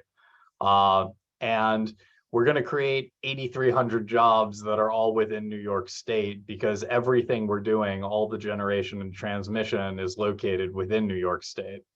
And it's such a huge volume of energy that we're producing that we're going to wind up taking off 22% of the amount of fossil fuel to make electricity across the state every year. Ultimately, it's going to power more than 15% of New York City's annual energy consumption with clean energy, which not only avoids 49 million tons of carbon by 2040, which is like taking 9 million cars off the road, but it's not just carbon that we're reducing. It's all of the NOx, SOx, and PM, like the particulate matter, the criteria air pollutants that really are the scourge of a lot of negative public health outcomes in, you know, various frontline communities across New York City. And so we avoid billions of dollars of those negative health consequences because we do reduce all of those criteria pollutants by 20% or more statewide every year. So that's like the very high level summary of the project. I just want to situate you in the timeline. We submitted our bid in May of last year. We were fortunate enough to be designated by the governor during Climate Week last September. We spent a couple of months negotiating our contract with the state.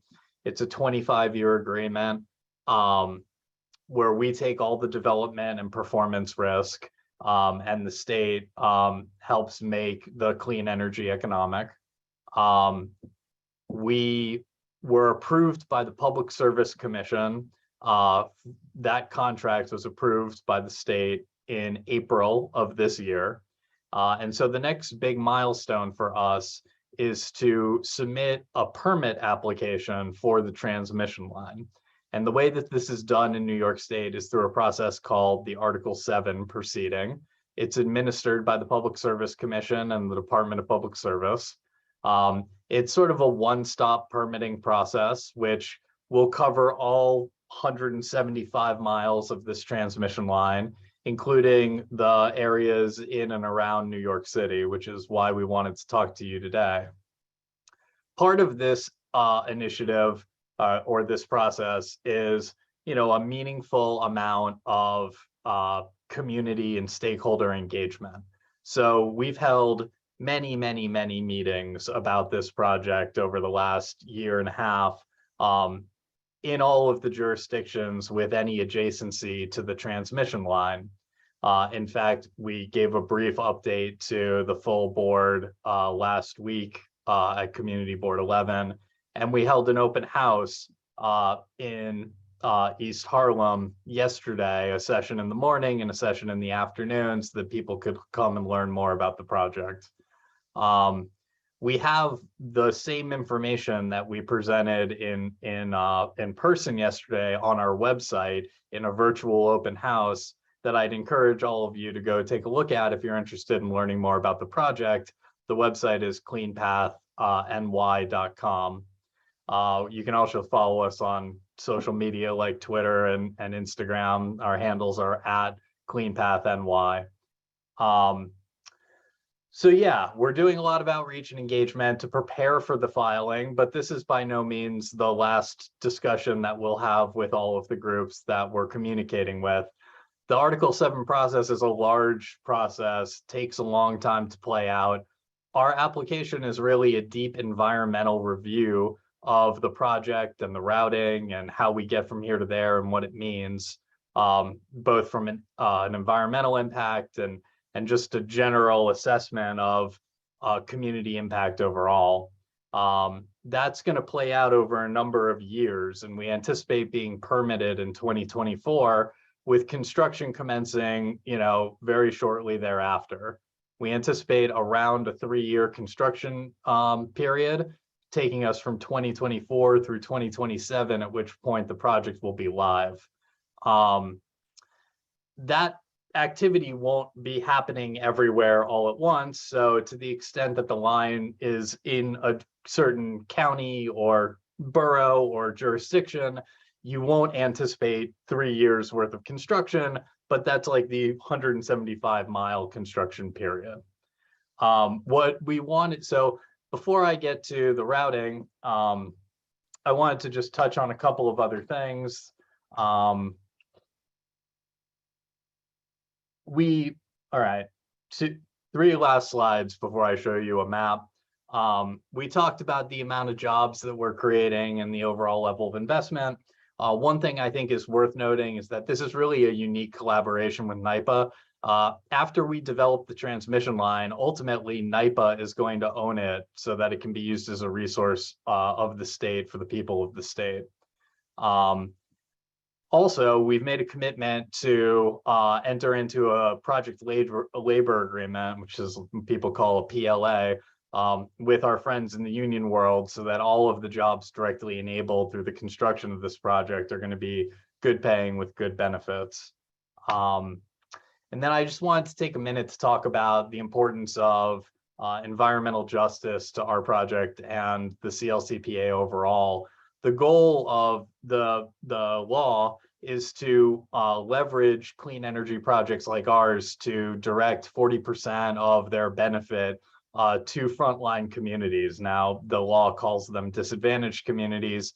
Not everybody loves talking about them that way, but that's the term of art in the law. In any event, we studied our project and where we're going to be investing dollars in terms of the development, construction, and operation of these generation and transmission assets, and all of the directly induced supply chain impacts pursuant thereto, including, buying goods and services to support the development, construction, and operation of those assets. And then we are, committing to establishing a community investment fund that I'll talk about next.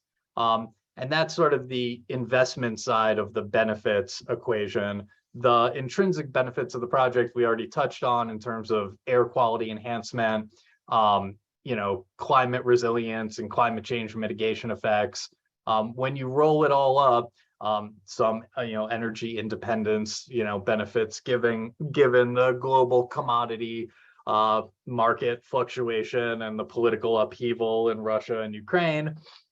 We are very confident that 40% of the benefits of this program are going to flow to these frontline communities. In terms of the investment fund that I spoke about, that's a $270 million commitment focused on 4 areas of engagement, one around workforce development, one around education, to prepare the next generation for participating in where we think the economy is headed.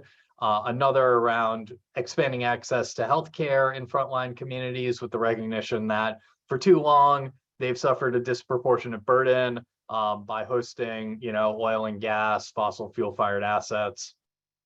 And then finally, an area around environmental conservation and stewardship, which in our more urban areas will look like park restoration and rehabilitation, even retrofitting affordable housing so that they use less oil and gas for heating. And those retrofits will have, a community reinvestment opportunity and a workforce development opportunity in their own right. And that's going to be governed by a board of directors comprised of people like us on the project and also local community stakeholders who can advise us around, how funding should be allocated to whom, to what extent, and how success of those engagements should be measured. We're very early days in this launching this fund, but I wanted to highlight it all the same. Now let's get, I'll open this map to talk to you about where in the borough of New York it looks like our line may have some actual presence. So long story short, we come from Delhi, which is in the Western Catskills, and we make our way down the Hudson River to the Harlem River. We head east through the Harlem River, and then the Article 7 permitting application compels us to study all of the different alternative ways that we could get from the Harlem River over to Astoria, which is where we need to plug our line into Con Ed's grid. And we've studied a set of assessments, like a set of alternative routes in the Bronx. And we've briefed Community Board 1, and we've had several open houses in the Bronx to discuss what we're planning and evaluating up there. But then we also are evaluating a route that would come ashore on the western side of Randall's Island and be within paved roadways, underground, no visual impact whatsoever to the park, to make our way across Randall's Island to then go under the East River into Astoria. So we're in the early stages of evaluating that route. We think that it's a really good concept. We understand that parks are extraordinarily important to communities, and we are very deferential to all of the equities at play. Having tried to appropriately balance the competing interests of communities in the Bronx and communities around the general vicinity, we think that the Randall's Island alternative has a lot of merit to it in terms of being faster to execute, because there's a lot less technical engineering complexity under the streets of the island relative to candidly the rest of the entire city, which is a very dense urban fabric. And we're talking to all of the people who are stakeholders who have an interest in the park, so that to the extent that we continue to study this, we understand how to mobilize during the off season, how we can avoid vegetated areas, how we can ensure access to the park, during the time that we're going to be constructing this facility, if it comes to pass, how we can be deferential to future capital planning exercises that are going about on the island, and how we can leave the park better off than we found it, if we are fortunate enough to be able to execute on this strategy. So with all of that in mind, we wanted to come to the community board. We wanted to meet everybody, get to know each other. I'm sure there's going to be future conversations, but mainly we wanted to say hello, talk about how excited we are about the project, and make ourselves available to you to answer any questions you might have now and well into the future. So thank you for having us. Thank you so much, Luke, and thank you to your team for being here tonight and at our full board meeting. I hope that there was good attendance at the community engagement session yesterday. And this, we just saw a presentation recently for the Hudson Power Express. This project seems extremely similar to that.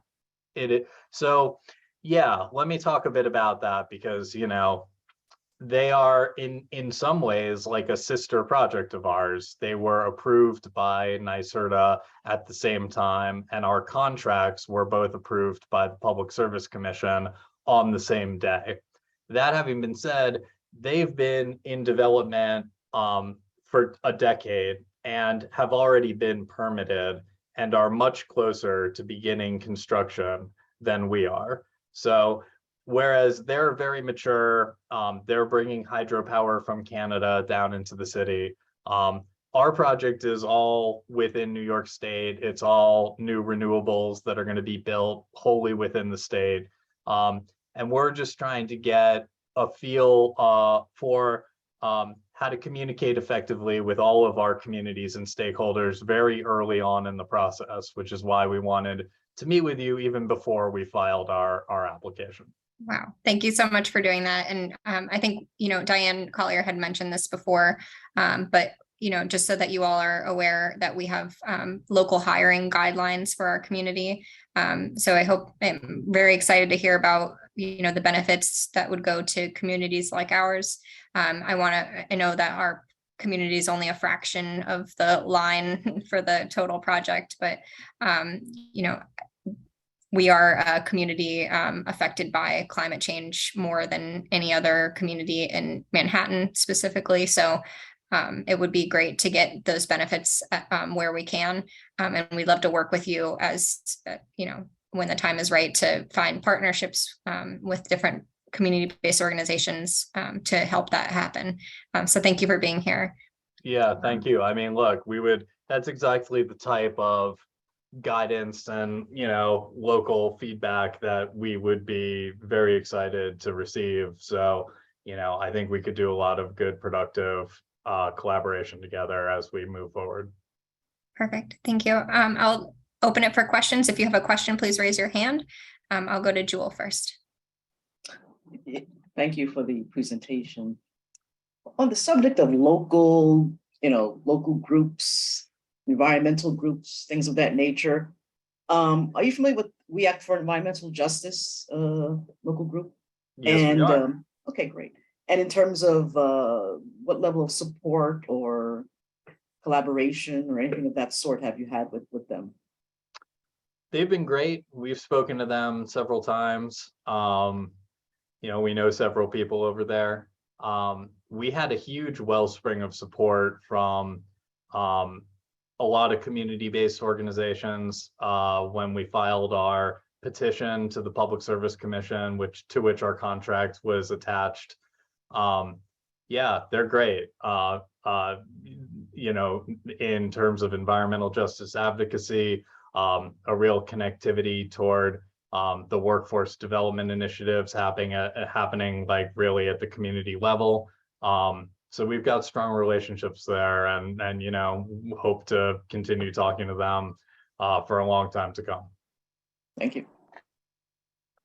Thank you, Joel. I see a question in the chat from Sophie from Senator Serrano's office. If you can, please unmute yourself to read your question.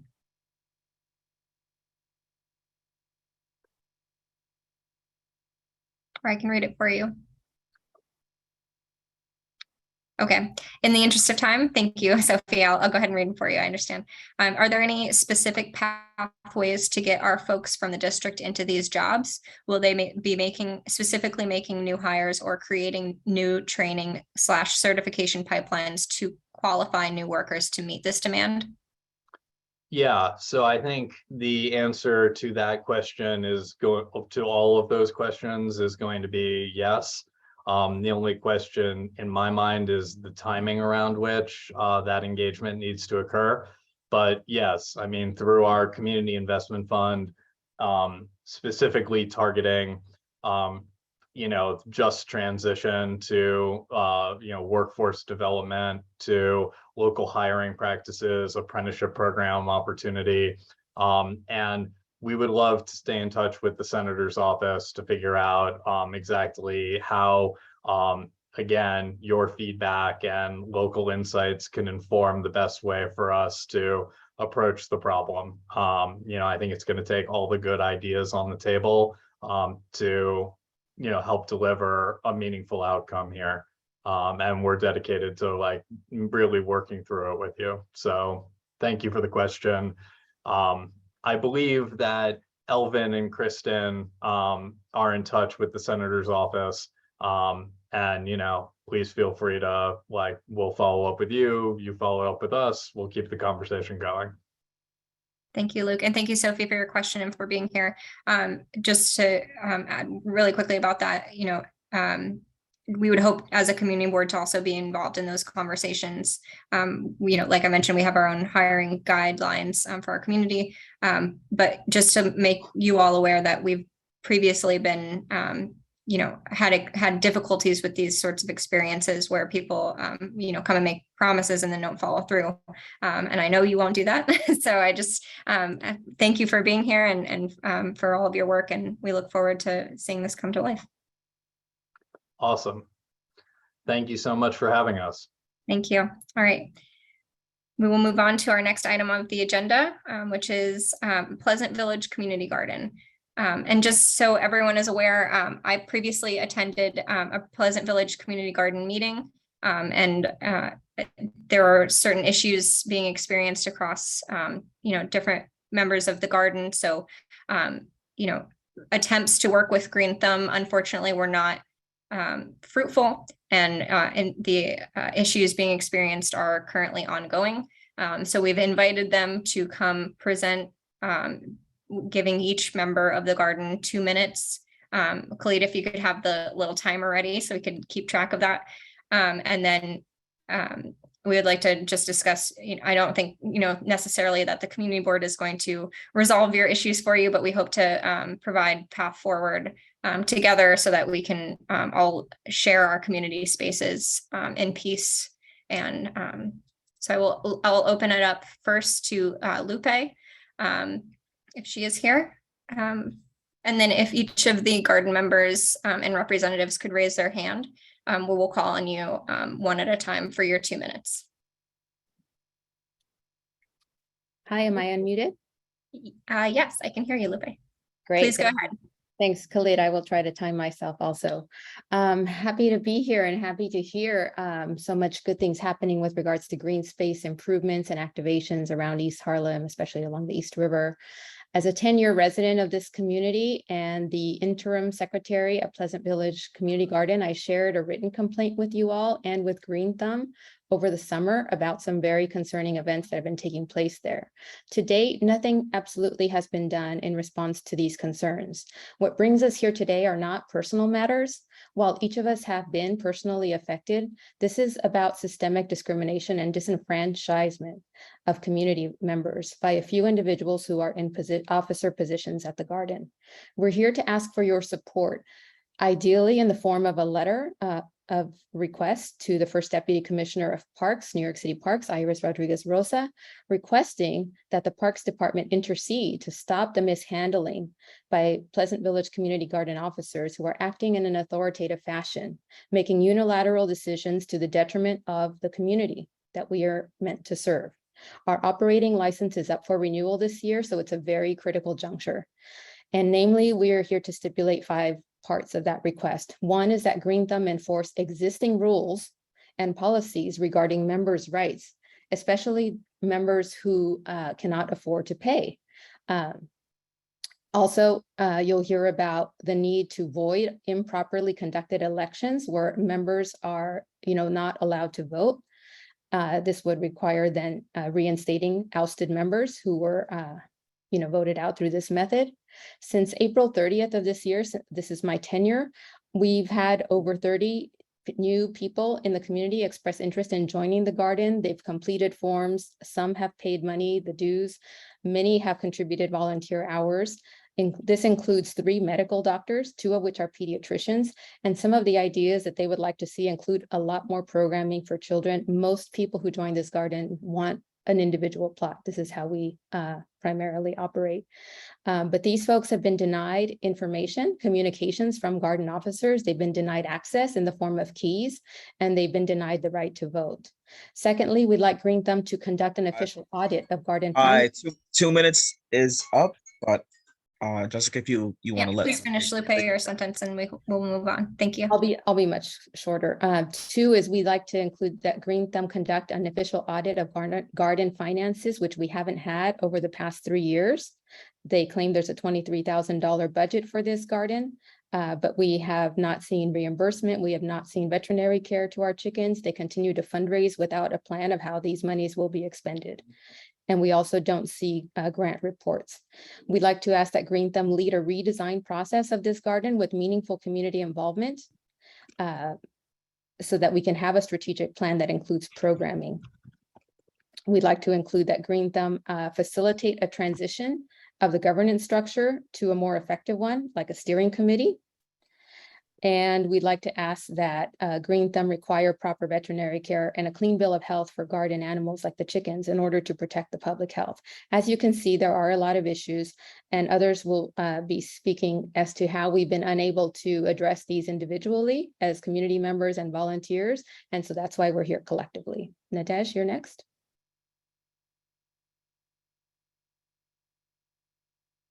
Yes, hello, thank you. My name is Nadej. I am a community garden leader at St. Nicholas Miracle Garden, and I'm also a member at Pleasant Village Community Garden. It's a life dedication of my 5 years within doing community activities and also teaching awareness about gardening. There is many quite practices that I have seen at Pleasant Village Community Garden that is quite very concerning. Not only concerning, but it's also troubling. There was a soil test that was that I helped to facilitate around the garden. Came out to the result of like we had high levels of chromium, arsenic, cadmium, and lead. That was quite concerned. Children are walking around the garden, touching the soil. They're not properly letting people know about what places that was contaminated. My work that I provided, which was free service, my expertise, brought some of the best people to the garden to do the soil testing. The result came to that I was being biased and I don't really know what I was talking about. There was several other incidents, as in for the aggressive behavior towards each other members, as in for the conflict and not wanting to resolve properly care. Public meetings has been completely for me, appalling, where I could say appalled vulgar language has been blurred out around. 2 minutes has passed. Please finish your sentence and wrap up. The behavior is quite concerning, and we are asking for your help for a letter of support to Parks. Great. And Natej, could you please let us know your last name for the record? Alexis. Say it one more time. Alexis. Alexis, thank you. All right. I see hands from Rosa Diaz, and then we'll go to Stacy Moore.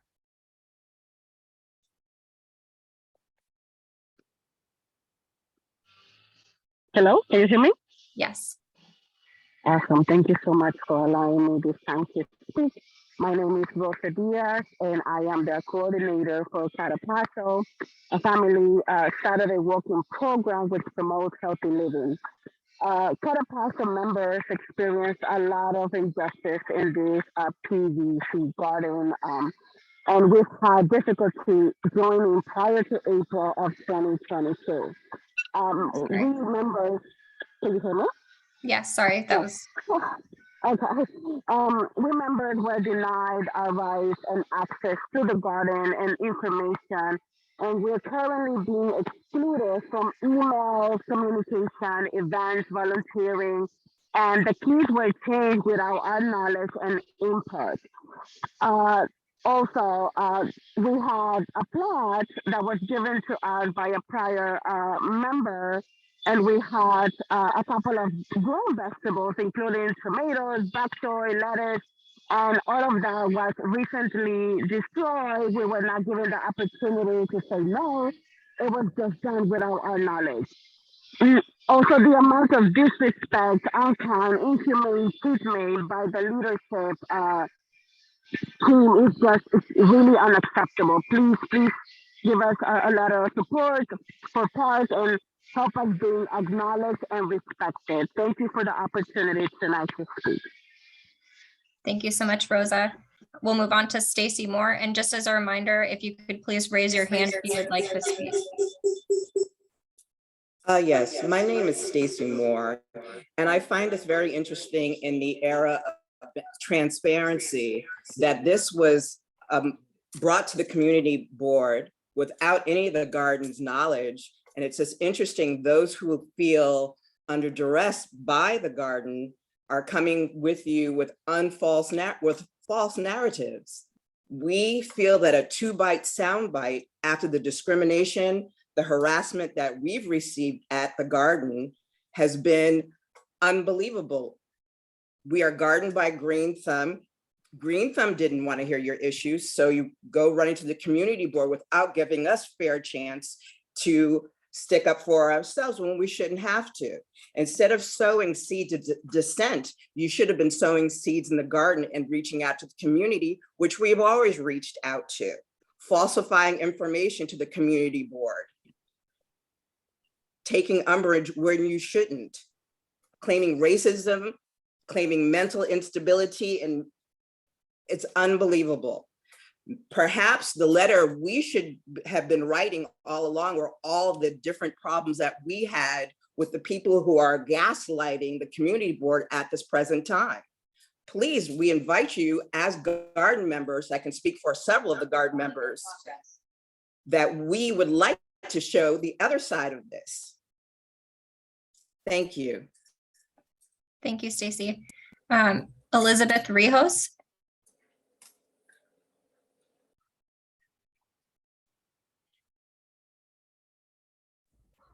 I am speaking as an East Harlem community member for over 30 years and not as someone who is attempting to make profit in a public space. No, I'm not a doctor or someone in the master degree intellect. I'm just a basic community member. And I'm really stressed out about the situation that's happening. It's a group of 4 individuals that have been gathered by Matt and Katie to jeopardize the garden.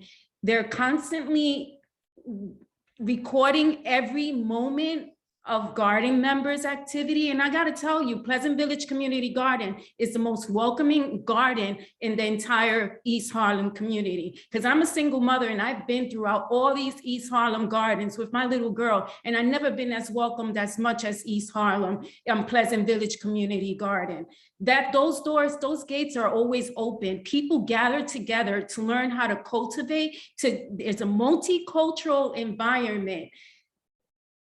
And it's like this on the other side is like a community of Puerto Ricans and other island communities that come around in the weekends and they play their little music. They're very welcoming. They're very helpful. Everyone within the garden welcomes anybody that walks through those gates and that are interested in learning how to cultivate food. No, I'll be honest with you. I think that Rosa Diaz and Lupe are just interested in creating profit by waving poor people and waving people that can't speak English for them, that they can't speak English because that's how they make them sound, in order to create profit or to uplift their nonprofit organization, or even to try to make something out of Pleasant Village Community Garden by saying, oh, let's bring arts and cultures and this, that, and the third, and then wave their like nonprofit community on people's faces. This place is what a community garden is. I found homage, I found people, I found family within that. And I'm tired of the neighbors next door of Matt and Katie and with their I'm sorry, but they're acting like someone with the 311 all the time. It's just. Thank you, Elizabeth. Thank you so much. I appreciate both sides. Thanks for smirking at me. I see that you did not respect what I had to say. Sorry? Thank you. It seemed like you did not respect what I have to say. And you started your conversation by supporting and I'm sorry, I don't understand what. You started your conversation by supporting and quoting everything that Matt Mabe has said to you. No, I did not. I said we were going to give 2 minutes to every individual that is here from Pleasant Village. I very well. All right, I'm going to have to ask you to. Elizabeth, hi, thank you very much, okay? Thank you. Thank you. All right, we'll move on to Christine Johnson and then Andre Shannon. Hi, I'm Christine Johnson, and I've been a resident of East Harlem for 22 years. I've been in the garden for 17 years. I have been the president for on and off for about 4 to 6 years. And I have to say, 90% of what Lupe has said is incorrect. What Rosa Diaz has said has been incorrect. I find it despicable that they present racism as a problem at Pleasant Village Community Garden. There has never been racism at Pleasant Village Community Garden. And with regards to organizations that utilize the garden, this is a community garden for gardeners, people who have businesses for profit who want to use the garden. It's one thing to be a member, you know, Cada Paso's members are more than welcome to individually become members of the garden. However, having organizations that are profit or nonprofit organizations utilize the garden is not acceptable. And I just want to say that I think that what is being presented here by the group that has called the meeting is incorrect. Thank you. Thank you, Christine. Andre?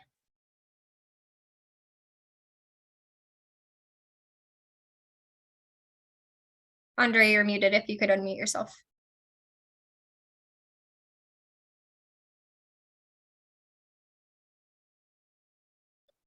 Okay, we'll come back to you, Andre. I'm sorry, can you hear me? Yes, we can hear you now. Your 2 minutes starts now. Okay, I'd like to also agree with everything Christine said.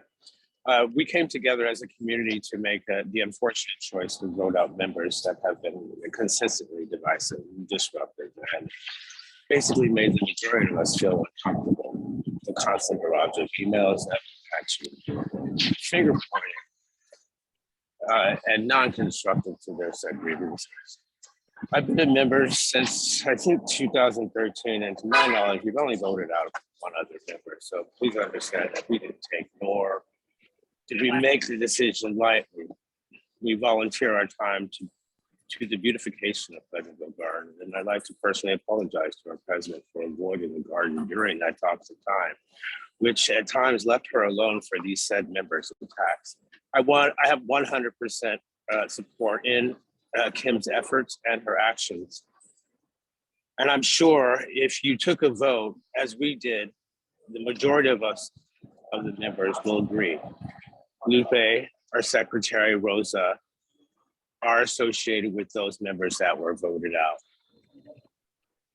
I'd like to say that the community garden, as we were in it yesterday, having a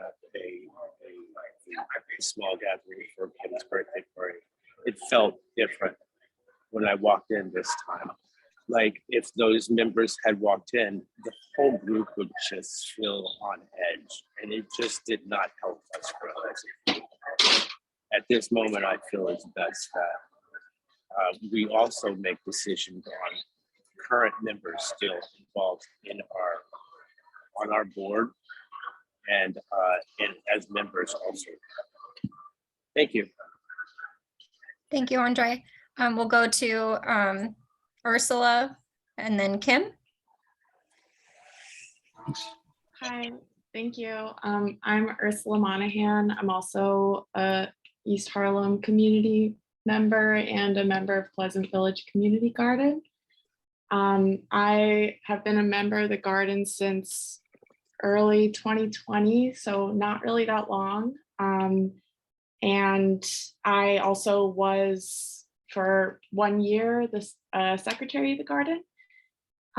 So I agree with what Andre and Chris said. I don't think that the group that brought this issue forward is malicious. I have love for the people that are bringing these issues forward, but I think it's a misdirected use of their energy. I also think that starting within the last year, these two members, Matt and Katie, who were voted out of the garden for being disruptive of all of the garden's activities, I think they've sort of, I don't know, whipped people into a frenzy about things that wouldn't otherwise have been, to kind of target Kim and the current garden officers. And, you know, it's an all volunteer garden, and like many volunteer organizations, it is hard to get people to sign up for the commitments of leadership. So yeah, I think some of the accusations going towards Kim of like being authoritarian or something like that, I think it's a little messed up, because she's doing so much work for the garden, and hands have been lighter since the pandemic. Less people have been able to go to work days and whatnot. And I don't want to oversimplify it, but I just think I agree with Kim and Andre and Chris, and I think my time's up. But yeah, I think I don't really think this is an issue for the community board, but that's just my opinion. Great, thank you, Ursula. Kim? Hi, good evening. My Happy name is birthday, Kim. by the way. Thank you very much. I just wanted to say that I appreciate everyone that is in support of the garden. And I would just like to offer not so many words, but more just evidence. So anything that you would like for me to submit to you as evidence and proof, I will. And it is readily available. I have over 70 signatures just from residents that aren't members, that have lived in the community for a very long time, that have noticed the significant benefits of what we've been doing over the past couple of years. And they have seen the destruction that this toxic behavior has continually destroyed. And it just has to stop. This is there's no other word than harassment. This is bottom line. They're not happy with being voted out, and they have singled me out as the responsible party for doing this. But when you have 52 members and 29 of them say to get out, you can't argue with that. Those are numbers, and those are people who have voices, and we do have bylaws. And they have spent the past year manipulating what they can to cater their bylaws to their needs. And that's just not how a government should work. So I rest. That's all. Thank you. Thank you, for your Kim. time. Are there any other hands raised? I will first go to Natasha as a board member, and then I see there are two Lupe Sanchez's with hands raised. I'm not sure if we heard from you already, so if I understand with Zoom that there's redundancy of names with people using the same link, so we'll visit each of you, but if you've already spoken, we will stop you. Natasha? All right, full transparency, my family has been members of the garden since 2014. And I'm not taking any sides here, but I'm just saying the change of environment in general. It's not because I personally I just go there and I do my thing with my dad. But it's just from the time when I first walked in there when I was a little kid, I went to school across the street. It was such a welcoming environment. But I've just noticed the tension within the garden in general over the past year. And I don't know who it's caused by personally, because I haven't been around much because I'm in college now. So I just want to say that there has been a change within the garden in terms of the atmosphere. Thank you, Natasha. I believe the two Lupes might be Katie and Matt, and then we'll go to Gail, and then we'll close the discussion. Katie? And if you could state your last name for the record.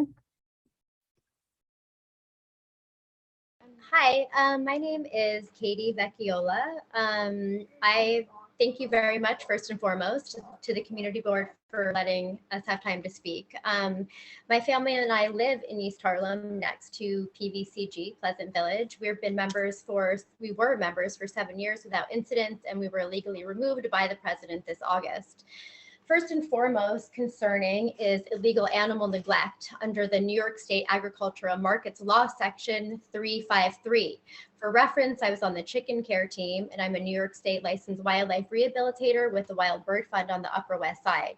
It's New York City's only wildlife rehabilitation center. I have hundreds of hours of experience in medical training and caring for birds.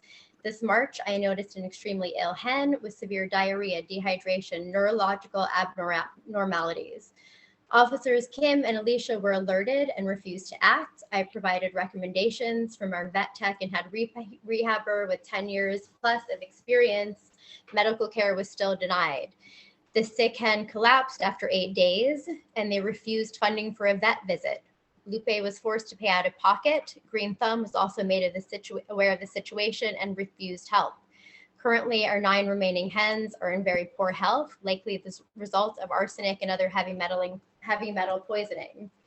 I was just informed tonight that another sick hen has died. She was approximately 3. The solution put forward by a member who spoke earlier was to put it down, bag it, and incinerate it, quote unquote, which is in violation of the DOHMH health code and the park's licensing agreement. Please note that this breed lives up to 8 years in a backyard environment with proper care and conditions. To date, Kim and Alicia are still refusing vet visits for the remaining hens, as well as clean soil for their run. These requests have been made since April. As an animal advocate, this is highly concerning and flagrant animal neglect. Next is Kim's unilateral removal of members from duly elected positions like Lupe and myself. That's time. Okay. Thank you so much, Katie. We'll go on to Matt. Okay. Matt? Am I here? Yes, and if you could state your last name for the record. It's Matt May, but I'm going to speak mostly about our removal. I wanted to make some points here. The voting list was edited to leave out members processed since April. These processed members were denied notice and their rights to votes. These included a long-term member as well. Kim Yim orchestrated the vote, handing out and collecting unsigned ballots. She also contacted members to ask for their proxy vote. Katie and I were voted out together, even though we were accused of separate things and are individuals. The majority of accusations were anonymous and none rose to the level of a broken bylaw. Neither of us were afforded a warning other than Kim stating in front of Alex Munoz from Green Thumb on April 9th that we were, quote, lucky she didn't put us up for removal. Even though the accusations were meritless, we were not afforded the chance to answer them. I answered one, Katie was not afforded the answer to any. Kim purposefully held the meeting at 6 p.m. on a Friday in order to diminish turnout. On Monday, after our removal, Kim Yim released an email to the membership asking membership to be alert as she felt we might try to harm the garden. She stated that we are not allowed in the garden and for members to report us if seen. She also asked members to report our 9-year-old should she go to the garden. I mention this not only as it is unethical, but it is a flagrant violation of access to public land and the smashing of the actual licensing agreement. After our illegal removal, we found out she circulated a petition with our names, our full names, asking passersby to sign it. She has repeatedly told people in the community we have reported code infractions against the garden. I am currently seeking foils to prove that we did not, and the garden self-reported those infractions. Learning Gardens was a program in the garden that I brought in under enormous resistance. I have 3 letters from Learning Gardens all stating the same thing, that Kim Yim created an environment detrimental to the program. She went further by asking another member to disrupt their class sessions by asking if they stole soil. Part of the funding for PVCG Learning Gardens came as a result of my presenting to the Community Board's Education Council, thank you, David, for a letter of support to Diana's office. The program is now at a garden in the Bronx, and as the email from Central Park Foundation states, would only consider coming back if a new president was in place. We're asking for a letter of support. Thank you. Thank you, Matt. Gail, and then I see one more person that we haven't heard from, Jessica, and then we will close the discussion. Thank you. Hi, good evening. Thank you for letting me speak again. I've been a member of the garden for about 8 years, and it's very hurtful to see how things are now being done towards our current president, Kim. I can tell you each and every time I've entered that garden, whether it's 7 o'clock in the morning, noon, evening, day after day, whether it's the weekend or it's the weekday, Kim is always there. I have to tell you, there have been other presidents that have worked very hard for this garden, but nothing like I have seen from Kim. And it's so hard to hear these things, these terrible things said about her and know all the hard work that she's done. Nobody's being paid to do this. It's a lot of volunteer time on her time. It's a lot of volunteer time from other folks' time. And the last thing we want to see is that we lose this entire garden to the city, because that's what's going to happen. we really, people need to pull this together. It does not need to be taken to this level. And we don't want to lose this green space that we do have. So I think we really need to think about what's at stake here. We don't want to lose the garden. We'd like to have people work together and not be attacking people this way. It is a harassment and it really needs to stop against Kim. Thank you so much. Thank you, Gail. Jessica?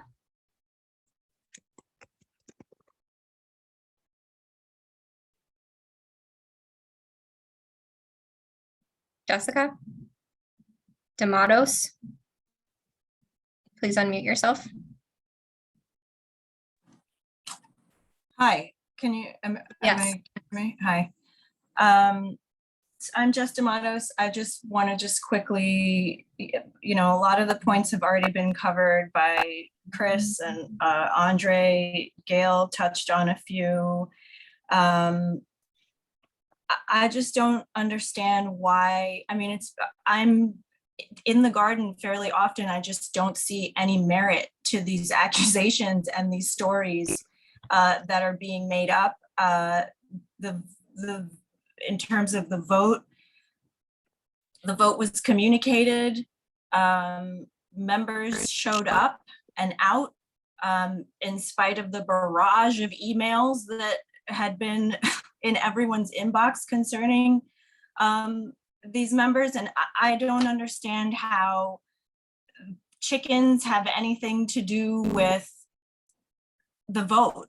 Why is that being brought up as any kind of point of this is so baseless and it's such a waste of time, and it's really such a shame to see all of the hard work and teamwork and community that happens and that people get to participate in the garden because of a very small of two disgruntled former garden members.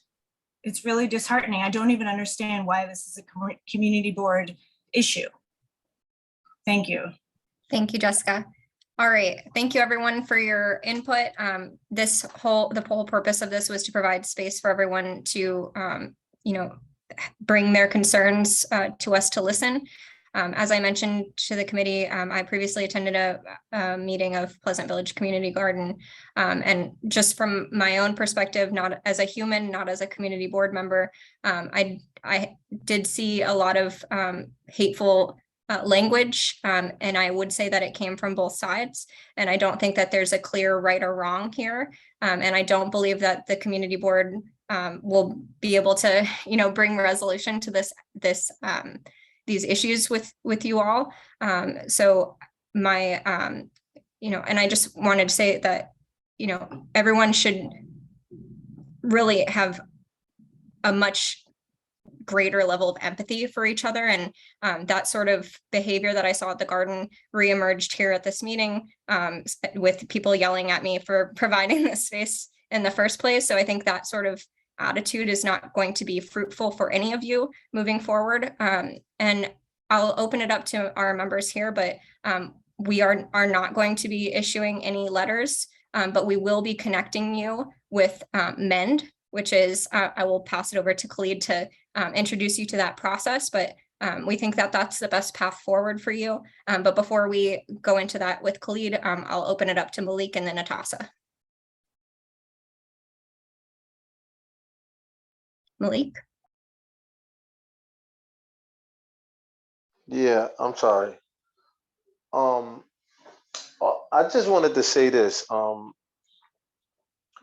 It seems like y'all have a great amount of support as far as the garden is concerned, and have a great large amount of members. And I think that y'all have something great at your hands. I want to say one of y'all members, Gail, mentioned this. You have a garden that you're actually monitoring and taking care of and watching grow, and in your community. You don't want that to be taken by parks over, a dispute amongst each other. Like, our chair said, she's not here for who's right or wrong. We're not here for that. We are basically trying to give a space, and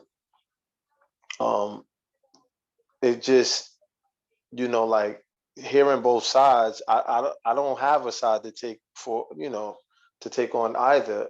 I just feel like, everyone y'all should try to figure it out, whether, I don't know how, and I'm not trying to say how, but, like, as far as utilizing the space and being in a safe space and communicating and trying to get over what transpired, or trying to mend,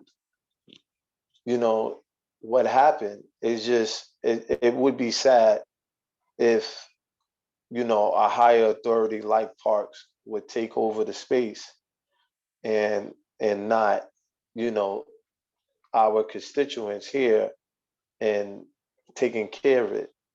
So that's all I wanted to say. I just wanted to talk because about it, because I feel like everyone has a lot of passion and loves and have different point of views about, what's happening. But from an outside perspective, we all see, like, I feel like y'all need to make it work. However, y'all need to make it work before something else comes into play. That's all. Thanks, Malik. Natasha? I agree with what Malik and Jessica said, because we have something as someone who has, this is like this is a little bit me personally, as someone who has been impacted by this space since I was little. I would hate for us to lose what we have over there over a dispute. And I'm not, as I've said before, both sides it's not a matter of both sides. It's the fact that when have we lost our community aspect of our community garden? Because we're, like we have said before, we're community garden. We're supposed to be working together. And I think that we need to fix it, to be honest. So, yeah. Thank you, Natasha. I'll pass it over to Khalid Nixon to discuss the MEND process and what our next steps are.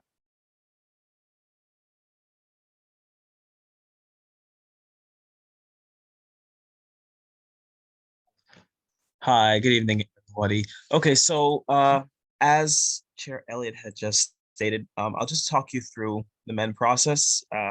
We unfortunately do not have a liaison so far as I'm aware in this office, but for the sake of this conversation, I will do my best to try to, make an outreach to the NYC Office of Administrative Trials and Hearings, OATH, to identify a person and see if maybe we can,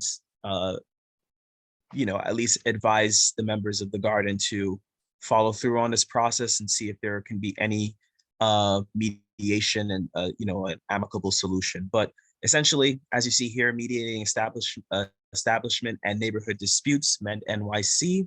Per the guidelines, it seems that you guys are actually eligible to make this application, or either party, and you make the application and you submit it through the OATH office, and they send in an invitation to the other party, within the dispute, and see if there can be, a meeting of minds, if anything, and discuss the issues and, of course, the allegations against one another, and hopefully come to a resolution or an agreement. Types of conflicts that don't qualify for MEND, it's definitely not you guys in terms of two residents, such as neighbors in an apartment building, or parties already engaged in adversarial or formal litigation process or court process. As long as that is not in existence, MEND is a viable option. There are some guidelines, as well as the application form, which is an online form that you can all fill out, or anyone from the party can fill out and identify the other party they wish to engage. Regarding the guidelines, it's pretty much similar to what we've gone through here. over this meeting in terms of it's voluntary. All parties have to come to the table. There are private discussions, confidentiality agreements between one another. The role of the mediator, of course, is the actual agent with Mend NYC. And hopefully, like I said, I'd be able to find a liaison. Maybe we can facilitate a process if any of the parties would wish to go through with this protocol. It goes over, of course, the role of the parties, general conduct in terms of allowing each other to have their say and give their piece, and of course, coming to resolutions. I can understand, or at least I've seen in the chat that someone has explained that they've done mediation and it didn't go through. So, it doesn't hurt to give it another try and see what might be feasible. But as I said, I'm willing to try to identify a Mend NYC liaison or an OAF liaison who specializes in this protocol and try to see if maybe we can help either parties reach an amicable solution, because as Chair Elliott has stated, and especially per our CB9 bylaws, there is nothing that we can do to assist in terms of how a community garden is operated or run. The best we can do, of course, is to allow the individuals to say their piece in a public accessible space, and of course to try to help you with other mediation tactics to come to a resolution. So I'll definitely try to assist you all as best as I can in a nonpartisan perspective, of course. So please feel free to reach out to me. I will leave the office and my email contact information in the chat, and please feel free to reach out to me in terms of administrative related inquiries or anything of that nature. Thank you so much, Khalid, and thank you to everyone for being here. And I'm so sorry that you all are experiencing these problems together, and I'm sorry that there's not more that the community board can do for you. We truly hope that you can resolve these issues together and put aside your differences to keep up what is a very valuable community resource in our neighborhood, and that it is available for anyone who would like to be a part of it. So thank you so much for being here, and please feel free to reach out to Khalid and myself again if there's any follow-up required. But we'll leave this space open for you, and just thinking about you all as you move through these challenges together. We will move forward, and just for the committee, we only have two quick things left. One is the budget, and I think we can make it really quick. And we've already made a good progress on it over the last month, so we can go through that together. And finally, we have our guest Michael, who came to present at our last meeting about the Sewer Gator Park naming proposal, which we will address at the very end. So 2 more votes, and then we can all go home. Thank you for your patience. Khalid, I'm going to pull up my screen with the budget tracker request, if that's okay. Yes, of course. We've also made some edits. I'm sure, as we go through it, you'll see what we've done. We've added in drop-down selections for the committee members to make it simpler in terms of choosing to rank or, remove, revise, add. You'll see as you pull it up. And just as a note, that our goal tonight is to confirm our requests and vote on priority. So this is really important. I know it's a lot to do. We have the most requests, so we'll just go down one at a time quickly. First is provide new or upgrade existing sanitation garage or other sanitation facility or sanitation infrastructure. This was denied by the agencies, and the funding could not be determined at this time. The committee recommendation, well, these are my notes going over this with Angel, and some notes from others who've contributed. So just wanted to make sure we're all on the same page. This should be the committee recommendation to keep. It's a points of agreement. So unless there are any comments on this, is there, I guess, let me see. I can't see my screen anymore. Oh, also, Jessica, column H is staff. So focus on columns K, L, and M for committee selections. Yeah, I just know when I was talking to Angel earlier today that this was supposed to be a keep. So okay, thanks. Sorry, my apologies. No problem. It just matched up. Okay, unfortunately, Khalid, I can't see my participants or anything. So if anyone has a disagreement with this or a comment, please raise your hand. The first one again is about the sanitation garage, which was a point of agreement, building a permanent state-of-the-art dual district sanitation garage. Are there any hands, Khalid? There are no hands. Okay. The second one is provide a new or new expansion to a building in a park, and this was the comfort station at Thomas Jefferson Park. The committee and the staff recommendation was to keep, and we will keep unless there are any comments or disagreements with that. Please raise your hand if you have a comment or disagreement. There are no hands.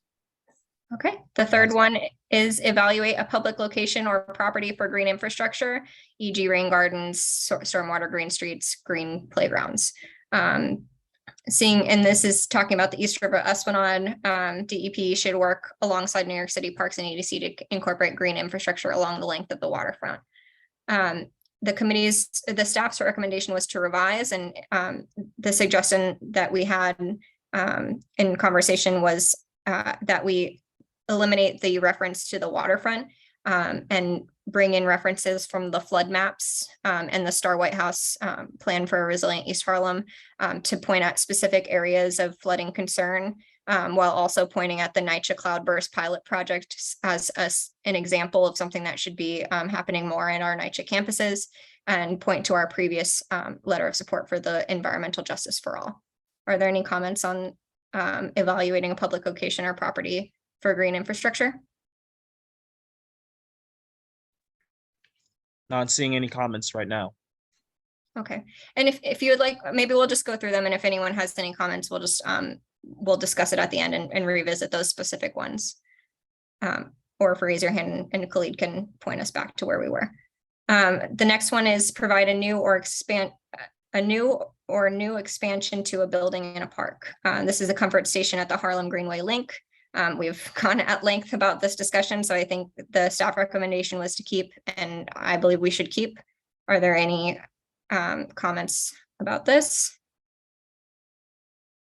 The next one is enhance park space safety through design interventions, i.e. better lighting. And this was in relation to Marcus Garvey Park, specifically at the upper level of the park on the east side of the mountain. There was no staff recommendation for this, but we thought that this might be able to be combined with the next request, which was request or upgrade a park or amenity in the reconstruction of the Acropolis path, staircases, and walls leading up to the fire watchtower in Marcus Garvey Park. So our idea is that potentially we could combine these two requests. Connie? Yeah, I'll just say I wrote those comments. The condition of the stairs is sort of critical at this moment. And what'll happen if they close the stairs, we lose access to a significant amount of the park and public green space and trees. It's not just the fire watchtower up there. It would literally close the mountain off if they close the staircases.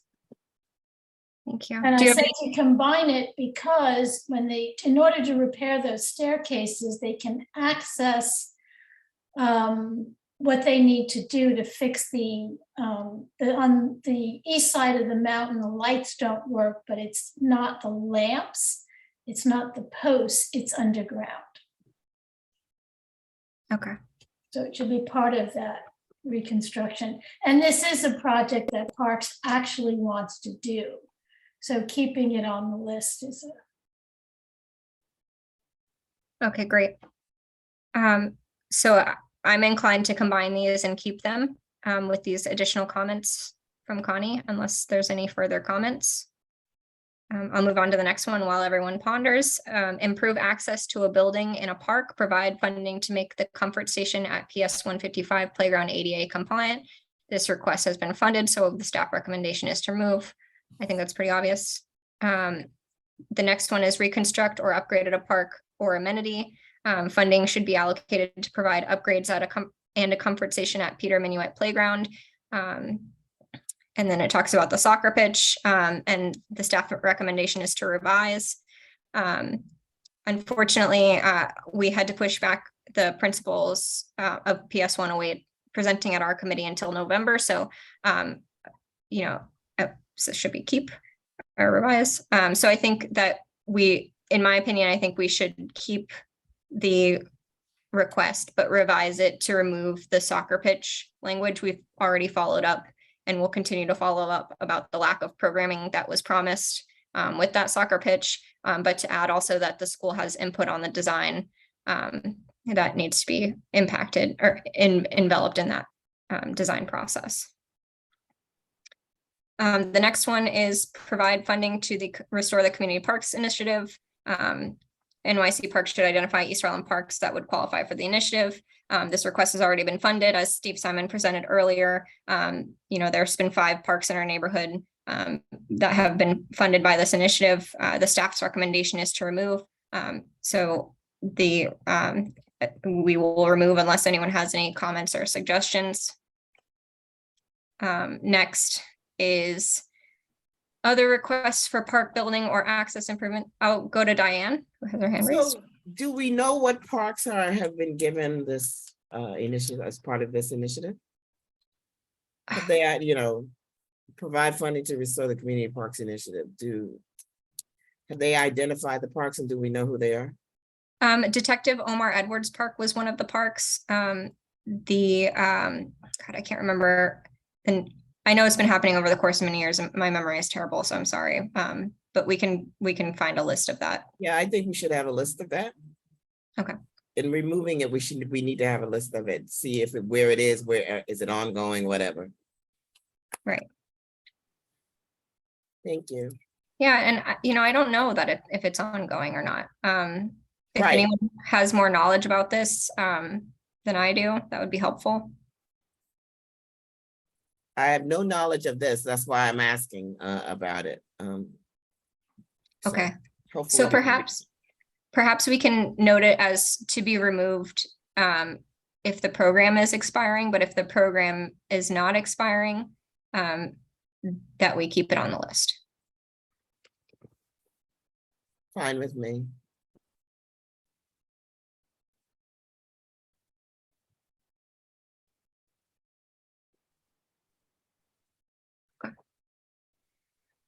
All right, the next is other requests for park building or access improvements. Funding should be provided to repair the playground water features at Harlem River Park. This request could not be funded at this time. As we were discussing this together with Angel, we were unsure of the location that this request was pointing to. Does anyone on the committee have knowledge about what specific location this was pointed at? And again, it's funding should be allocated to repair the playground water features in Harlem River Park. Connie? Is there a possibility, I mean, the playground water features are broken all over the district. Is there, you know, is there a way of changing this to be throughout the district or, you know, just a suggestion, because I know there's lots of broken playground water features. Yeah, I think in some cases it's helpful to be specific about which locations. It's more likely to get a better response, but I think that that's a great idea that that we should, you know, make it across the entire district. So we can revise this. Oops, that's the wrong one. This is true though, Jessica. As far as being specific. Yeah. I don't know, but I'm just saying they do say that we should be specific instead of saying being broad. Okay, well, I mean, I don't think we can be specific if we don't know which location we were originally talking about. So if anyone has any thoughts on that. Well, maybe we can figure it out if everyone just looks in their local park playground that's closest to them. I just know, I can't remember off the top of my head, but I keep seeing that these water features are not working. Yeah. I've even walked past some and tried to push it to see if I get it to work and they're not working. Yeah. Well, I think we'll make a list. Yeah. Can you help me understand what a water feature is? Are we talking water fountains? Are we talking sprinkler system? What are we talking? So playground water features are generally those, you walk up and there's like the kids can press it and then the water comes out like a fountain. And then it's supposed to go off.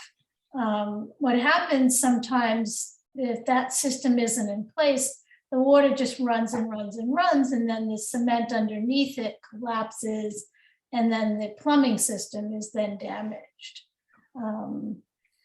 And any park or playground that hasn't had those features upgraded in the last, say, 15 years, likely they're no longer working.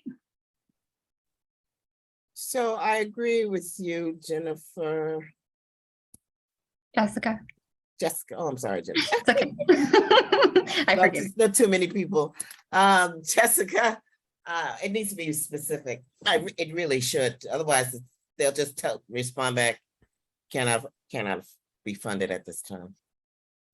I think you need to put a couple of locations there, be it Marcus Garvey, be it wherever. Okay. Khalid, do you think it's possible if we submit these requests from our committee and take a vote and rank them, that it's still possible to include a list to be included later? Most definitely. And I'll also check in with Angel regarding like absolute deadlines. Okay, perfect. But, so I think but- that's. So can I, what was said at the meeting yesterday was like, as long as it's within what the committee agrees upon, then I can make those changes, or Khalid can make those changes. But for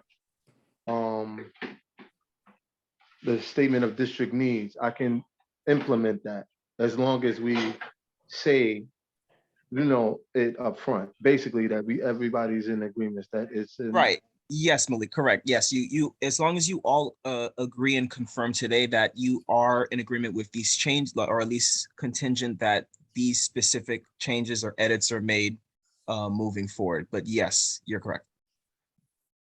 Thank you. And I think that's a similar point to the DEP about the specific areas of flood concern. I can put together, based on the flood maps, what those specific areas are, and that can be hopefully included as well.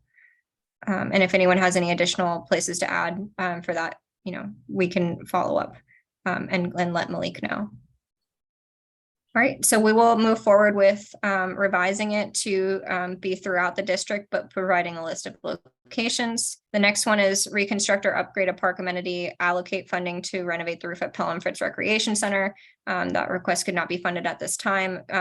We discussed, and I think the next three are also, it was made reference in the responses that these requests should be brought to the attention of your elected officials.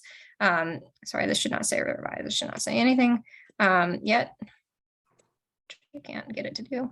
Okay, so Angel and I discussed potentially removing these and following up as the response states with the elected officials on these specific items.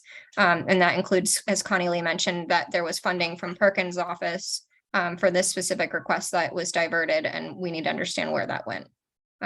So the next three, and I'll read the next two, if we could discuss potentially removing them and following up with elected officials. The second one was reconstruct or upgraded a park amenity, and this is the synthetic turf field at Eugene McCabe Playground. And the third was reconstruct or upgrade a park amenity. The Thomas Jefferson Recreation Center is in need of a variety of upgrades, including restaurant programming, computer room, fitness refurbishment, etc. Are there any comments on these three in regards to removing and following up with elected officials?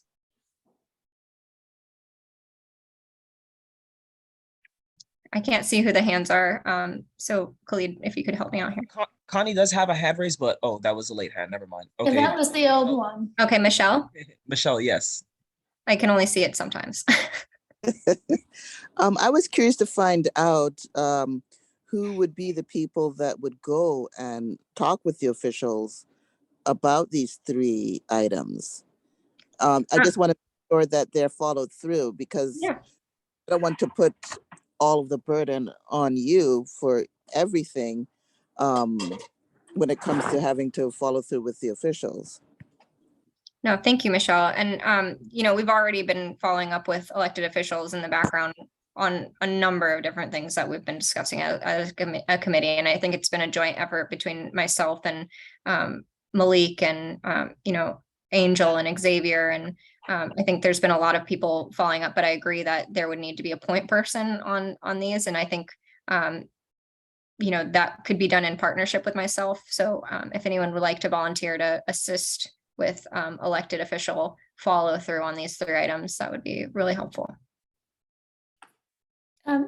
Jessica, I don't mean to just jump in, but when I've gone to the elected officials for funding on a, you know, on a project, essentially, I think your best bet is like if you're talking about a particular park, bring that park group with you to talk to the elected official. Because those are the people who are actually electing them. Get a couple representatives from a particular park group or whoever's affiliated with that site. And go along with them to talk to the elected officials. It's a great idea. Thank you so And much. they're the ones who are actually eligible for the funding. Right. And they're eligible to direct the funding directly to the Parks Department. Great. I think there's another hand raised.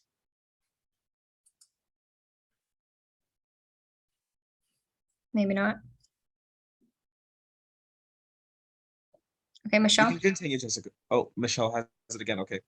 Yes, thank you. I wanted to find out, seeing that most of these are, I don't know how many, but at least a few of them are really specifically talking about comfort stations. And when we put together our priority of the list, do we want to sort of like categorize it? Well, we are interested in comfort stations in these particular parks, and this is the reason why, and then have them as like as a category. And when we are prioritizing what our district needs are. I think we'll have to rank them all separately, but you know, it could be a decision that we rank all of the comfort stations together, but they would still be separate rankings. Just to emphasize how much we truly want and need comfort stations in our parks, to have that sort of like a bullet point, and then the specifics, I don't know why that word is so hard to say right now, the specifics of where they are to be placed. Yeah. Any other comments on the elected official items here? Yeah, I just wanted to say something to Michelle. So remember, Michelle, when we had the meeting yesterday,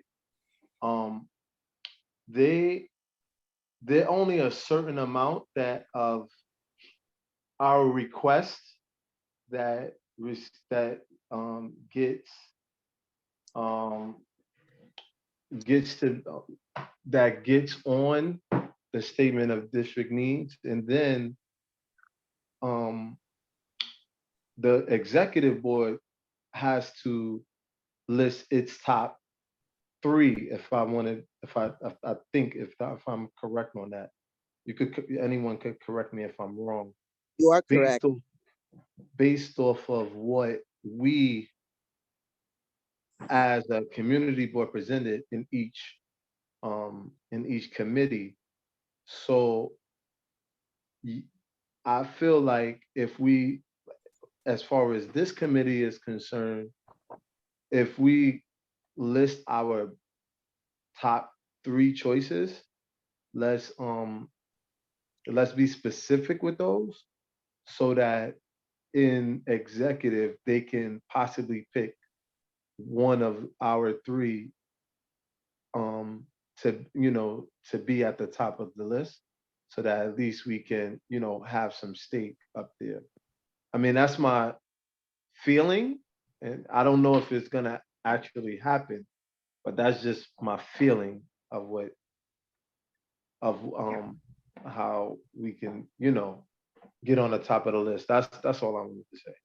Yeah, we'll have to be strategic about our prioritization, but I think a part of that is removing requests that will not be funded. And I think, these three in specific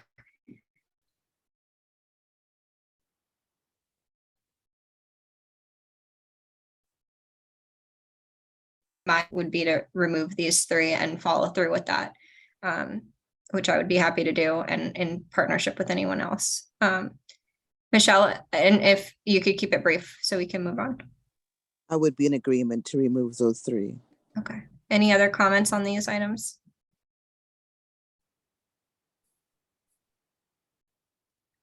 Okay.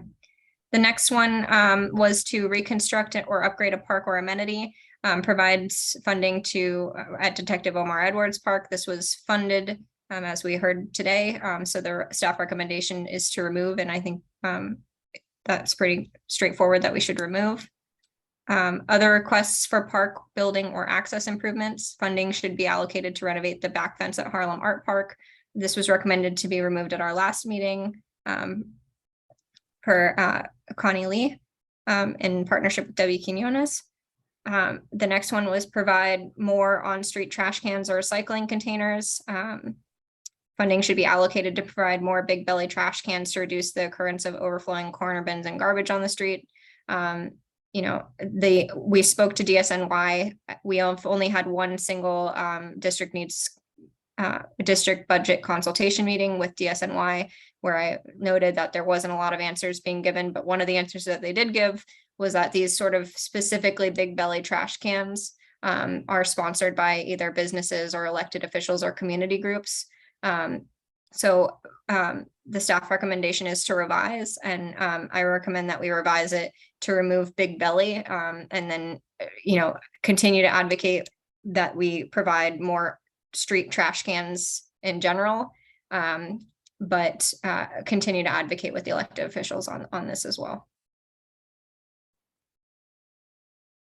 The next is other cleaning requests. DSNY should provide sidewalk cleaning services district-wide with a focus on major businesses corridors, including but not limited to 116th Street and Lexington, Madison, and 110th Street.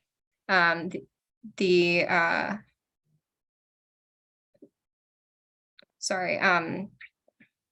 trying to remember. Contact the Department of Sanitation to determine how to best resolve this issue was the response. And the staff recommendation was to remove, and in our district needs district budget consultation, it was advised that we again collaborate with elected officials on this. And I personally have seen improvement. I think it was Julie Menon's office who increased litter basket collection and street cleaning recently, and I saw a visible improvement around where I live, but I know that's not district wide, so I think it's up for discussion. But the agency is requesting that we work with electeds on this issue. Okay, the next one is forestry services, including street tree maintenance. Staff should be hired to maintain street trees through regular watering and deploy the street watering truck to keep up with demand. The committee or the staff recommendation was to revise, and we recommend that we remove the forestry staff element and just focus on the overall maintenance of street trees. There's a follow-up request of the creation of implementation of street trees. And we think that those two items are separate because we've seen street trees come in and then not be maintained. So we would keep but revise the language to remove forestry staff for this one, as well as keep this one down here, which is 37E, plant new street trees to help mitigate the effects of climate change.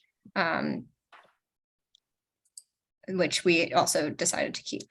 The two in the middle here provide more frequent litter basket. Oops, we already did that one. increase vacant lot cleaning. East Harlem has multiple vacant lots. I've personally been seeing a lot of development on those vacant lots, but there still are many vacant lots and lots of rats, lots of feral cats and trash and weird activities going on in those kinds of areas. So the recommendation from the staff was to keep. I see 3 hands raised. Khalid, if you could direct them in order. Yes, of course. I have Diane Collier, and then Connie Lee and Jewel Jones.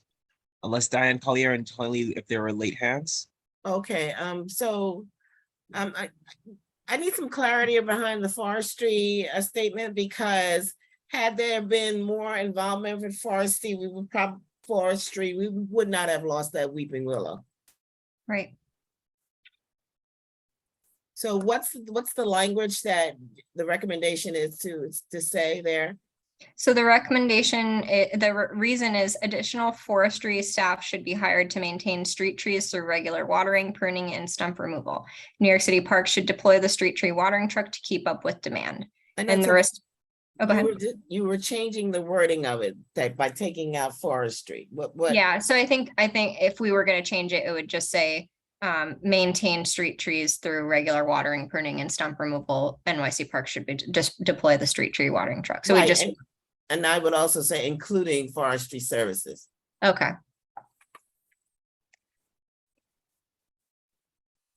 Next hand. I just was concerned that who knows what other landmark type trees we could be losing. Agree. Next. Connie's next. So I was going to weigh in on the same topic because forestry doesn't do what we're asking them to do. They don't water street trees and send the truck around. Forestry is more about removal and planting. That said, the maintaining of street trees throughout the city, the Parks Department just doesn't really do that. When they plant a tree, the intention is that if it's planted in front of a business, that they will water it, or if it's planted in front of an apartment building, that the building will water the tree. That's how it was always done when I was growing up. And somewhere along the line, the city stopped doing it altogether, but that's like kind of decades. So they're not going to fund this, is what I'm saying. Have you seen the street watering truck around? Yeah, they have like 4 of them for the entire city.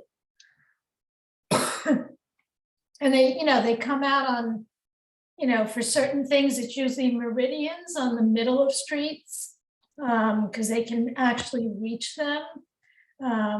They literally don't go block to block and water trees all over the city. It would be a lovely thing, and I wish they did do it. I'm just, the reality is they're going to just reject this and not fund it. Is your recommendation to remove it? Well, I don't think we should, what's the expression, like choose your battles? Yeah. I don't think this is a battle we're going to win. I think we all want to win it, but, people who own brownstones, I do not own one. But I know that they get requests from the city all the time the city has to, like, if the tree is too close to the building, the city has to come cut it down or cut the branches. That's the kind of maintenance they do. But they rely on the homeowners to do the actual watering of the trees. I water the tree in front of my house. And I'm not the homeowner, but, I got permission from the homeowner to, a little key to turn on the faucet thing, and I put the hose on and water it when it needs it. It's just a difficult request. The Parks Department is not going to fund it or approve it, so maybe we just want to focus on the things we can make happen. Okay. Is there another hand raised? Yes, mine is. Go ahead, Joel.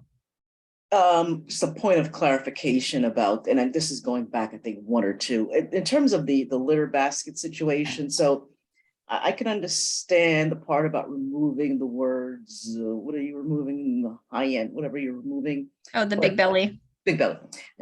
Now we're talking about just litter and just let me just get this out. Litter baskets in and of themselves, because when you spoke about Councilmember Menon, there was a big, to do with her and sanitation chair Tish, that she, was able to get all these litter baskets in her area. Nice, nice photo op and all that. I think there's a concern in terms of just equity in terms of litter baskets in and of themselves and the lack thereof within East Harlem. And yes, please, reach out to, I'd love to know what in the past, if you reached out to Councilmember Ayala in terms of, the lack of litter baskets in and of itself within East Harlem.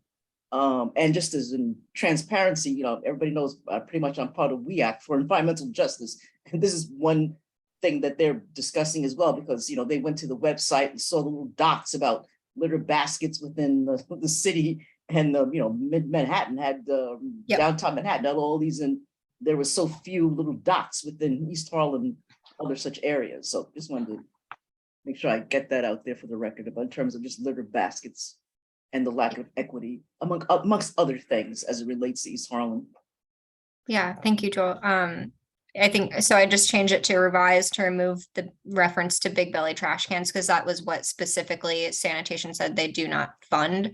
Okay. And that's funded by elected officials and businesses. And then we'll keep the overall request for trash cans and add elements that describe the equity issues. Okay. Appreciate that. Thank you. Okay. I just want to circle back to the forestry one. Do we want to remove it, or do we want to revise it? Anyone can feel free to jump in. I'll vote remove it, since as stated, like Connie said, let's just pick our battles, and they don't normally do it. So I rather just, in my opinion, I feel like we should remove it. Anyone else? It sounds like we're on the remove path. Anyone? All right, we're removing. We can come back if anyone has any further comments. I'm not sure where I was. We got that one. We got that one. More street trees we talked about. And the idea was to keep this request. The final two are, sorry for moving it around, 939E, other park programming requests, maintain full funding for the Department of Parks and Recreation M&O staff. This funding is to employ maintenance workers and gardeners, parks enforcement patrol officers, urban park rangers, forestry staff, and green thumb staff members across the city. I think when we did not have a district budget consultation meeting with parks, but we were informed that this was brought to its original funding, and the staff recommendation was to remove. The last one was an increased enforcement of canine waste laws. Increased enforcement is needed to improve behavior, and waste bags should be provided at designated locations. When we talked to DSNY about this request, they said that they're basically unable to enforce unless they physically see someone with their dog, using the bathroom and not picking it up. So it's very difficult. And the staff recommendation when we talked today was also to revise, which is not written here. But we thought that it might be good to remove the enforcement element and ask about specifically the waste bags in general. Does anyone have any comments on all of these before we go to our new ones? Jewel? I just have a question. So what DSNY is saying they're saying enforcement. Do they have the individuals whose function it is to walk around the streets to monitor this? Who's doing the enforcement? Who and what aspect of DSNY is doing that? Yeah, that's what they're saying, is that they don't have the ability to provide people to be on the street, on every street, to be watching out for people to do this. So I'm sorry, my question is, do they do it just in general? And who are these people and where are they going? Who are the people that identify within DSNY that that's their function to do that? And where are they situated? I don't think that there are any. Okay. Okay, thanks. Any other hands?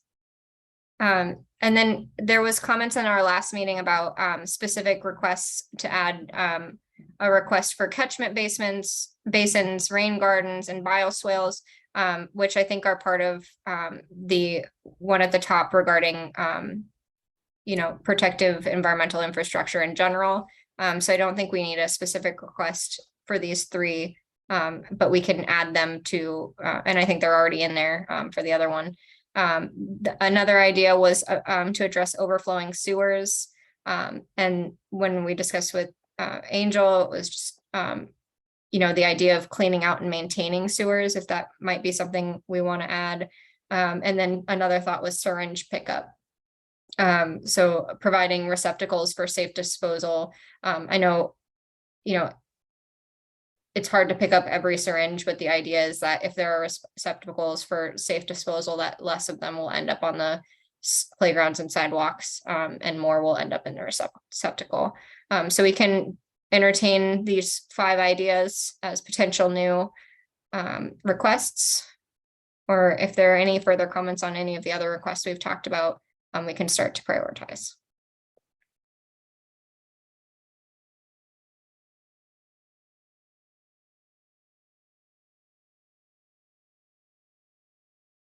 Okay, is there any thought in including either of these overflowing sewers or syringe pickup as a new request? Michelle?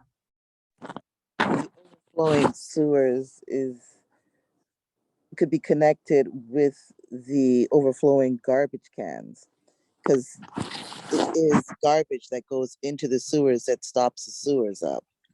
And that could really be, I think that should be added to it, saying that if there is an increase in garbage pickup, it would correlate to a decrease in the blockage of the sewers.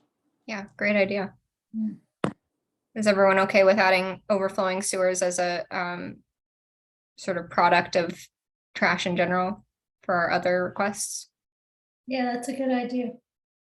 Okay. And what about syringe pickup? I know we talk about that almost every day, but. I think receptacles for safe disposal is a good idea.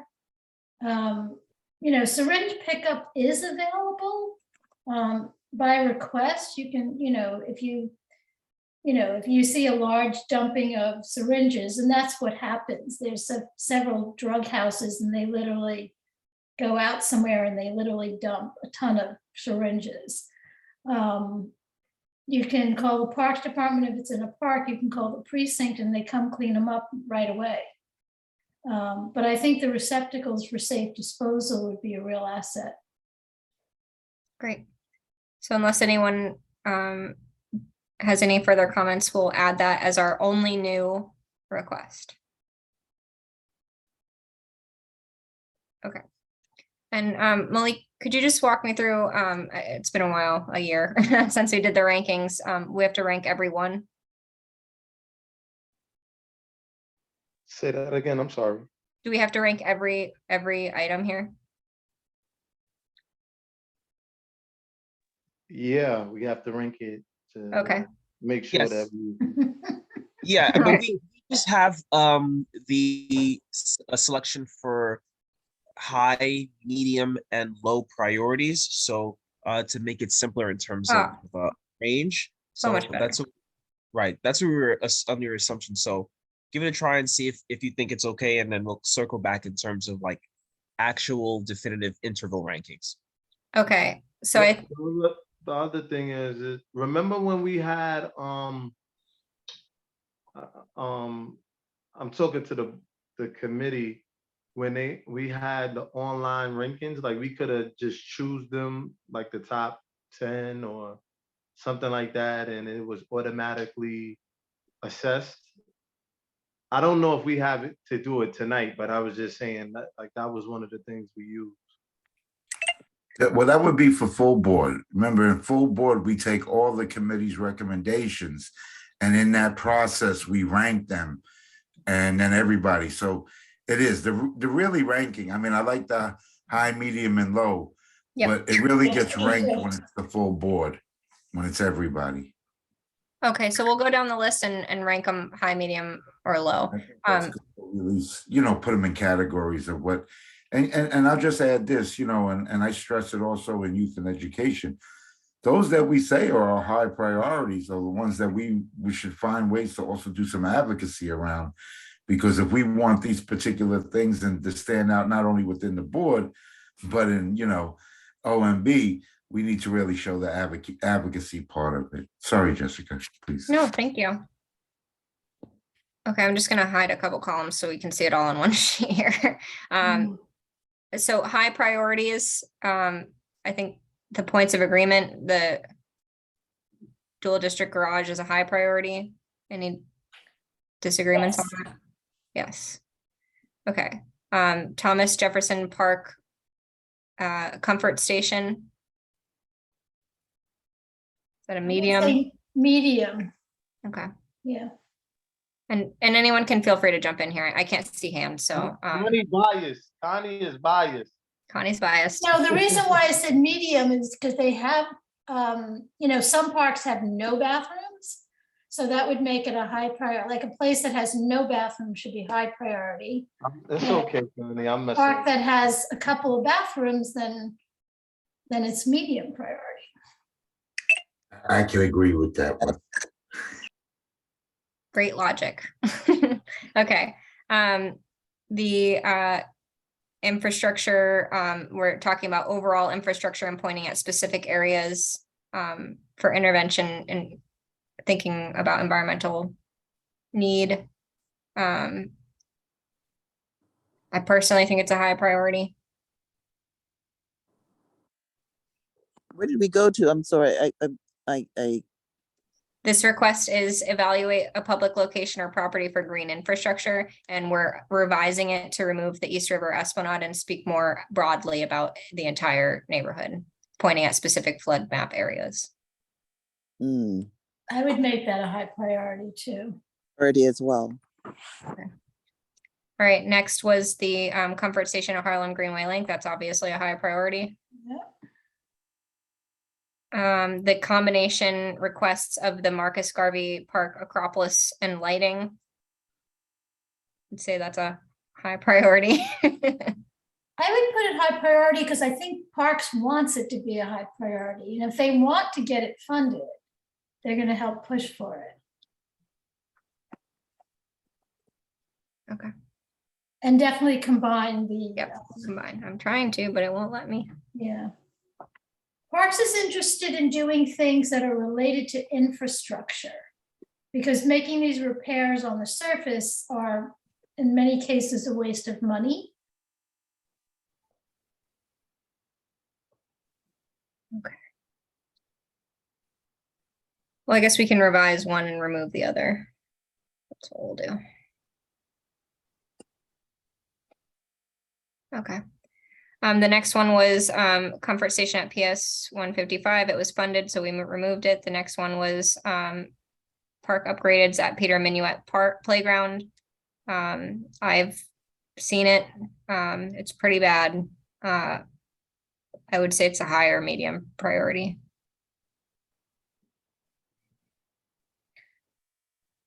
For me, this is a question of finding out from the school and the neighborhood if people are even using the site. Summer Streets was across the street from that park, so I was, couldn't help but notice that nobody ever even went into it. Well, part of the problem is there's not much there to do. And there is nothing there to do. And one does want to help make it more inviting for kids, and the school uses it itself because it is connected to the school. Yeah. So, the houses across the street have a lovely playground directly across the street from Peter Minuet Playground. So even if they didn't have that, I don't think they would use it. Just to clarify, what I heard from Bill Gladstone, the principal of this school, was that, ongoing construction is being experienced at that school. The soccer pitch was implemented, but the programming was not followed through. The handball courts, he said, he sees people using it on occasion, but he doesn't I've think seen they them need. use it. I've seen them use the handball courts. Yes. Yeah, he doesn't think that they need that many. He thinks that the basketball court needs to be redone, and the playground itself is a little bit sad. It is really sad, but they really like the element of this like dolphin sort of rocking thing. And then there's sort of swings that are in an area that's blocked off for the construction. And overall, it's just, the gates aren't maintained, the playground itself isn't maintained, and the school uses that as like the reception area to welcome kids in for the day every morning. And he's mentioned how, the state that it's in reflects poorly on the vision of the students that they have for themselves and their own community. Can we recommend it as a CPI project? Yeah, I mean, if I don't know, we'll have to look into, that was part of looking into whether a CPI is ongoing. Yes. I'm wondering sometimes, like, if we looked at this also from the Youth and Education Perspective Committee, as well as a space for youth and programming, that we may be able to reinforce it as a priority, kind of, because it's overlapping to two committees, how it affects youth, just as you said, Jessica. So maybe we could talk next week, you and I, and then, before I have the meeting, and we can maybe introduce it as one of our, new areas as well. Great. Good. So, any consensus on high or medium? Taking suggestions. Otherwise, I'm putting high. I was gonna say, if we're gonna do a joint venture, then it might as well be high. You can't put it medium. Great. All right, next was provide funding to restore the community parks initiative, and we're removing that. The other requests for Parker building funding should be allocated to the playground features at Harlem River Park. We're revising it to point out the specific locations across the district. Would that one be a medium priority? Low priority? No, nothing's a low priority, but. Yeah, I'm gonna say it should be a high priority because it's really a cooling system in the summer. But it might make more sense to make it medium. We'll go with medium, unless It's anyone not has. as high as other things, is what I'm trying to say. It should be high, but it's not as high as other things. Right. I guess this one above about CPI, if it's expiring, we're gonna remove it. And if it's not, then we're gonna keep it. So we should rank it also probably as high. Yeah. Okay, sorry. The next one, the Pelham Fritz roof. We removed it. Sorry, we remove. We'll go to the ones that make sense. Funding should be allocated. And we're revising this to say trash cans in general, and advocate for equity across districts. This could be a high priority. That is a high priority. Okay. The next one was remove. Next was vacant lot cleaning. High priority. Because it goes along with the district needs of wanting to have the area clean. Yeah. Yeah, I've seen a lot of feral cats and rats and things and illicit activities, but are we okay with high priority? Do we have a lot of vacant lots? I mean, Well, there the thing- seems to be a lot less than there used to be. Right. The thing is, they're quickly becoming unvacant lots. Yeah. And most of them are privately owned. Yeah. So do we make that a high priority? It's a little iffy. So maybe medium. I think what Connie was saying earlier is when we look at our total group as well, where do we rate this compared to the others that are high priorities, right? And yeah. I think that so many of these are privately owned. Yeah. At this point, because the city lots have been, particularly the bigger ones have, those, various developers have already been giving those, are going to develop those properties. Yeah, I think they are a majority privately owned lots. Yeah, they are. So medium is where we're landing. Yeah. So should we put it so that they should be maintained by people that own them? Well, I don't think that's gonna work as a city request. But I think enforcement could be added. That's Yeah, I think that's again where we maybe do advocacy for a change and necessarily be a budget priority. Because what we're saying is go ticket these people that have not cleaned up their yards. And I'll be honest, there was a point in the last year where it got really messy in front of Children's Aid before they took down the church. And we got a ticket for the yard being dirty. Right. So I think, and that's to the point I think earlier too, it's enforcement, but like Julie said, who's out there doing it? They have people that drive around in cars to look to give people tickets for their putting out the wrong garbage or whatever. But they're not enforcing those other things because they don't have the manpower. Right. Nobody's going to stand on the street and watch and wait for 10 people to come down with their dogs. Now there's certain areas you could target and find those people, but I don't even think we need to make this a priority. I think we need to make it a priority in terms of what we may do as a committee to say, hey, y'all got to go enforce these, clean up these areas, but they probably don't have the manpower. Right. I think it's probably not a budget issue. It's more of a. Yep, Connie. Yeah, it's an advocacy issue, not a budget issue. Okay, so are we going to take it off or low? I would say move it. I mean, this is not something they're going to fund. What are they funding? They already fund people to drive around in a car to give tickets. Do they see the dog doo-dooing? They'll give the ticket. If they don't, they won't. They'll look at the guy and go, "Look, I got that's a ticket different for it." request. Yeah, Right. this one's about vacant lots. There's a separate one about the dog poop. No, I'm just saying, but in the same context, these are the same people that would give the tickets. It's sanitation that gives the tickets. It's the guys that ride around in those sanitation little cars and sometimes drive behind the trucks. Okay, well, let's come to a consensus here. Are we revising or removing the vacant lot cleaning request? I'm going to say remove it. Me too. I'm fine with removing or low, either one, but it can go. Any strong opinions? Otherwise, we're removing. fine with low. Okay, so we'll keep it and bring it low. Right, we're not saying it's not a problem, but Yeah, no, personally, I think we should keep it. And I think making it a low priority is, meets every. Is that okay with everyone? Yep. Yeah, it's fine. Okay.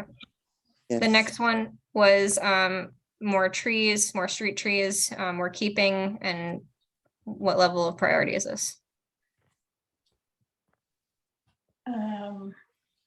I'm gonna have to say high, because East Harlem has a lot less street trees than more affluent neighborhoods.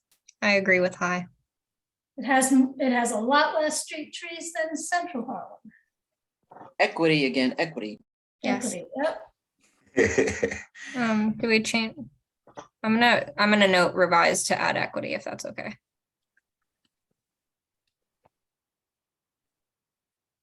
Okay, seeing no comments. I'm sorry about the equity part. What do you mean by to add equity?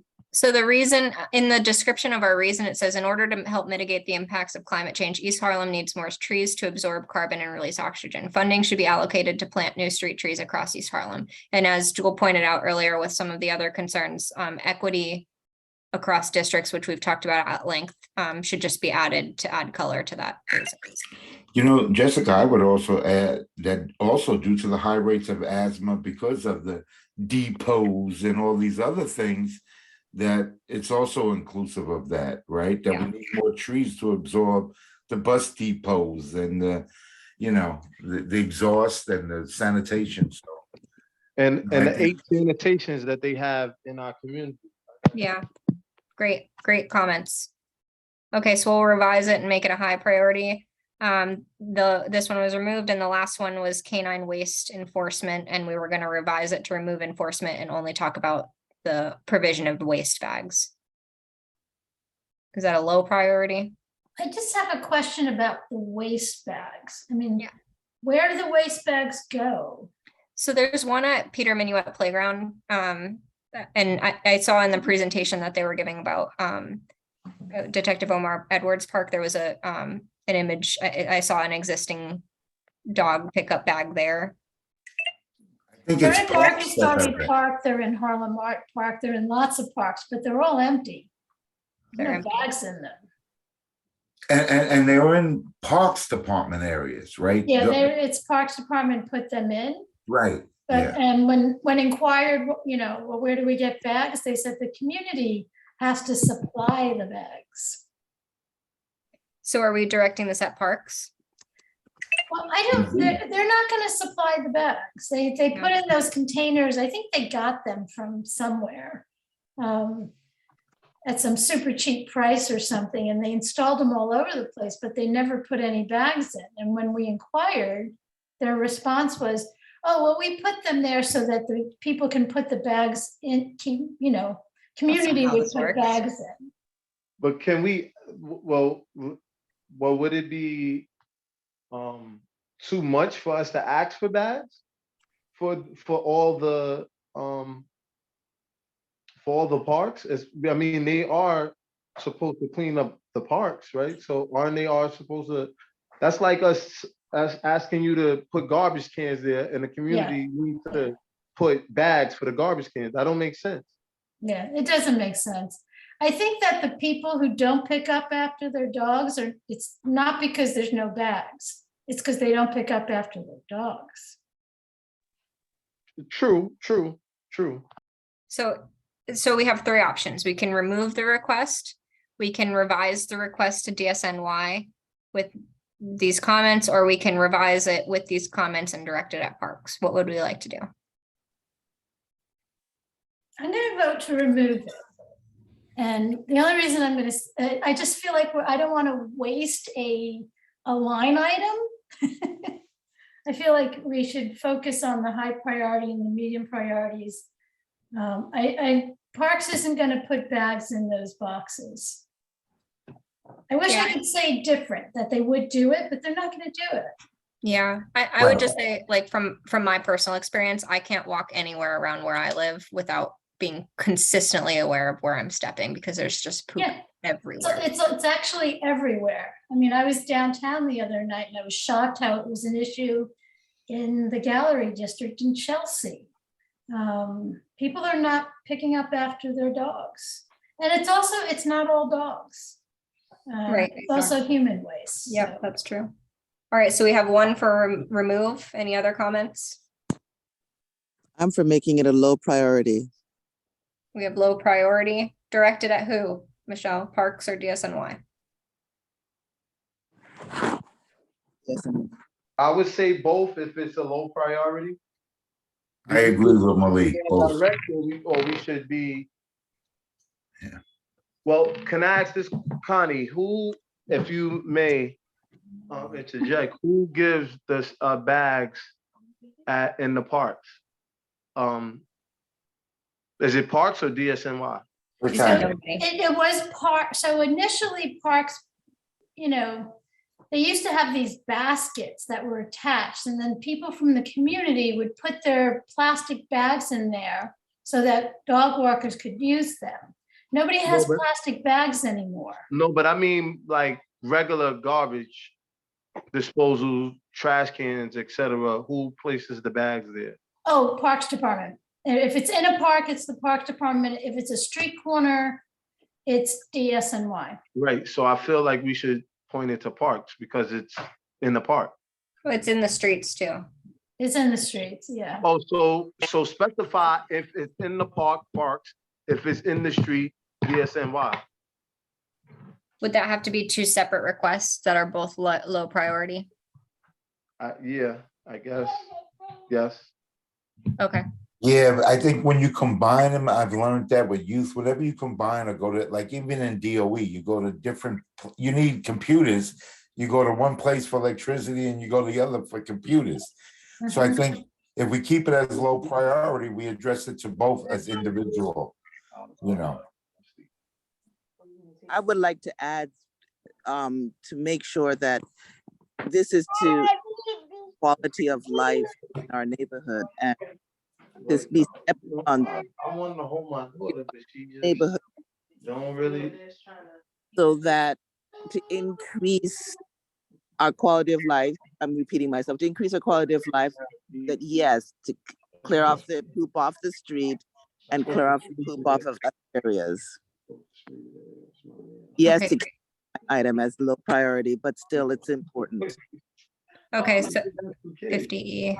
So what we're gonna do is put 50E, we're gonna revise it to remove the enforcement, add the comments about quality of life and providing the bags in the things. And we're gonna continue to direct that at DSNY. And then we'll add a separate request, also low priority, towards parks reflecting park conditions. So this one will be park specific.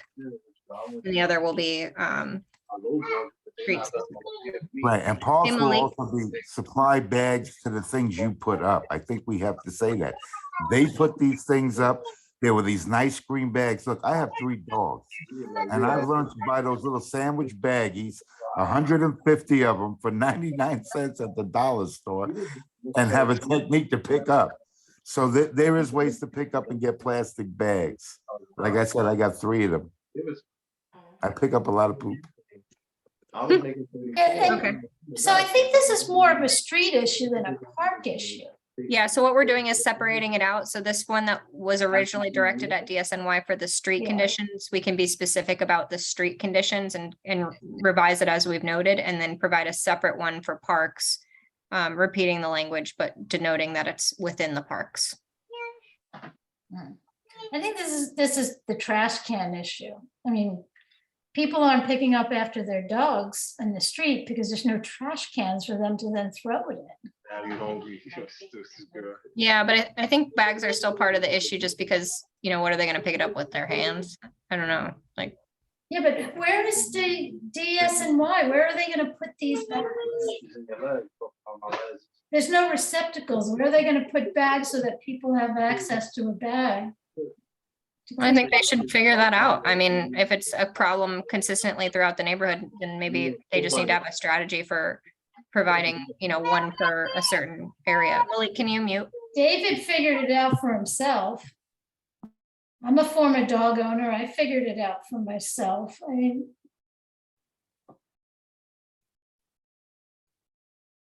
okay, well, what do you want to do, Connie? I'm going back to the removal of it. You know, sometimes things should be the responsibility of the people who, I think part of this problem is caused by that fact that there are no trash cans. Well, so we heard one removal and we heard, I think, Malik, Michelle, and I believe David for low priority. Are there any other or disagreements with what I said in terms of your position? Any other comments? Okay, then I think we'll leave it as low priority because there's only one removal. If that's okay. Yeah, of course it's okay. Okay. Oops, I took out syringe. So syringe receptacles for safe disposal is at a high, medium, or low priority? High. I agree with high. Anyone else? Yeah, I'll go with high. Okay. All right, so does anyone have any final comments on any of these? Any outstanding thoughts? Jewel? Good job, Chair Elliott. Thank you. Thank you for your help, everyone. It's impossible to do this without everyone participating. So I really appreciate everyone's comments and, coming to agreement together. So if there are no other comments, then perhaps we can take a vote to approve our recommendations and their ranking. Yep, I vote yes. Okay, Connie, motions to And I support. need to go put my pajamas on. I know. Do we have a second? I Natasha? second. Oh, Michelle seconded. Sorry, Natasha. All right, can we take a vote?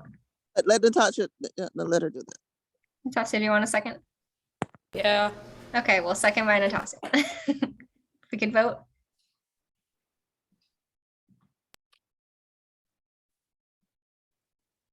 Khalid? My apologies. Let me pull up the.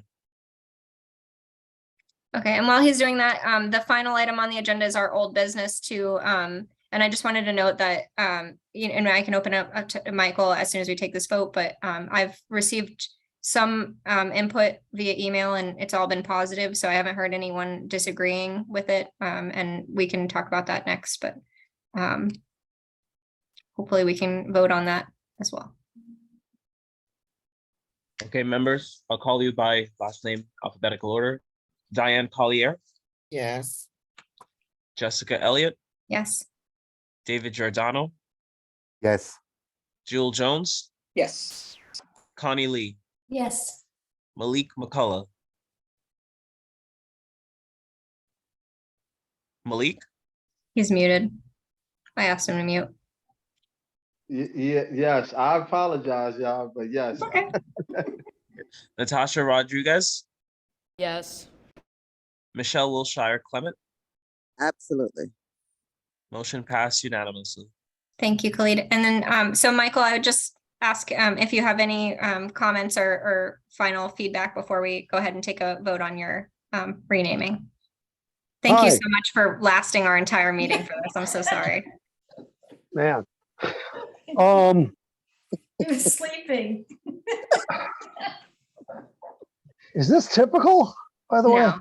No, not usually. We have a lot on the agenda today, unfortunately. All And right. budgets are important. As of the last meeting, I was sort of charged with getting a little bit more neighborhood support. I haven't had an opportunity to do that, frankly, because I've been away out of town for most of the time.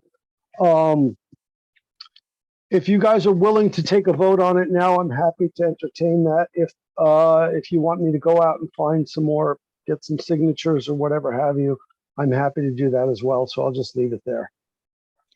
I personally think we brought it up at the full board meeting. I asked for input. We received positive feedback about the naming. I think in my mind, we should be able to vote tonight. Would anyone like to add any comments, Michelle?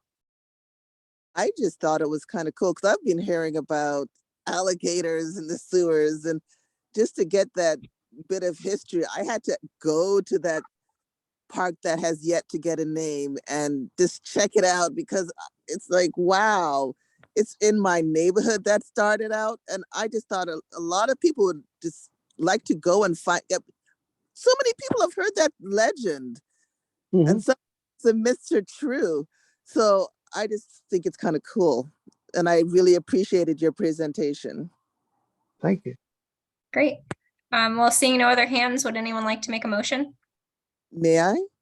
You may. Oh, let's go to Diane just in case she has. Just in case she's right.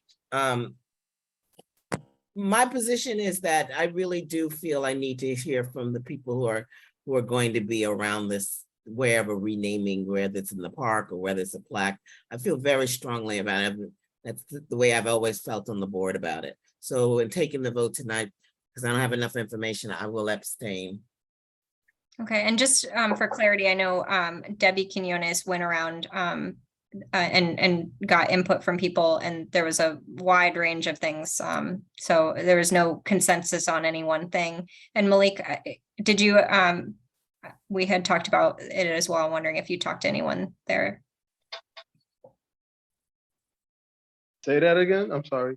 Regarding the Sewer Gator Park renaming, we talked about reaching out to people in that area, and I know you had you're close in proximity and know a lot of people in that area, and wondering if you talked to anyone about this. I have not. I have not. No problem. Jewel? I'm sorry, just point of clarification. When you said that there was a wide range, are you saying in the middle, for, against, what type of range? What are you saying specifically? So according to Debbie's report back from, her own investigation, and this, she talked to a bunch of different people. Some people were in support, some people didn't care, some people thought it, could be named something else. It was a wide range of responses that didn't land on any specific direction. So just for the record, I'm going to have to go along with the Diane. I cannot support without hearing from the community. Sorry. I understood. So what if I don't know, Jessica, if you had already opted to put a motion on the floor, but if one would be put on the floor, you can make that known through your vote there. Natasha? What? Hold on, I'm gonna go to Natasha and then Diane and then Malik. I agree with what Diane and Jewel are saying, because if we don't, because it's gonna affect the area that it's better to get input from the people who live around there.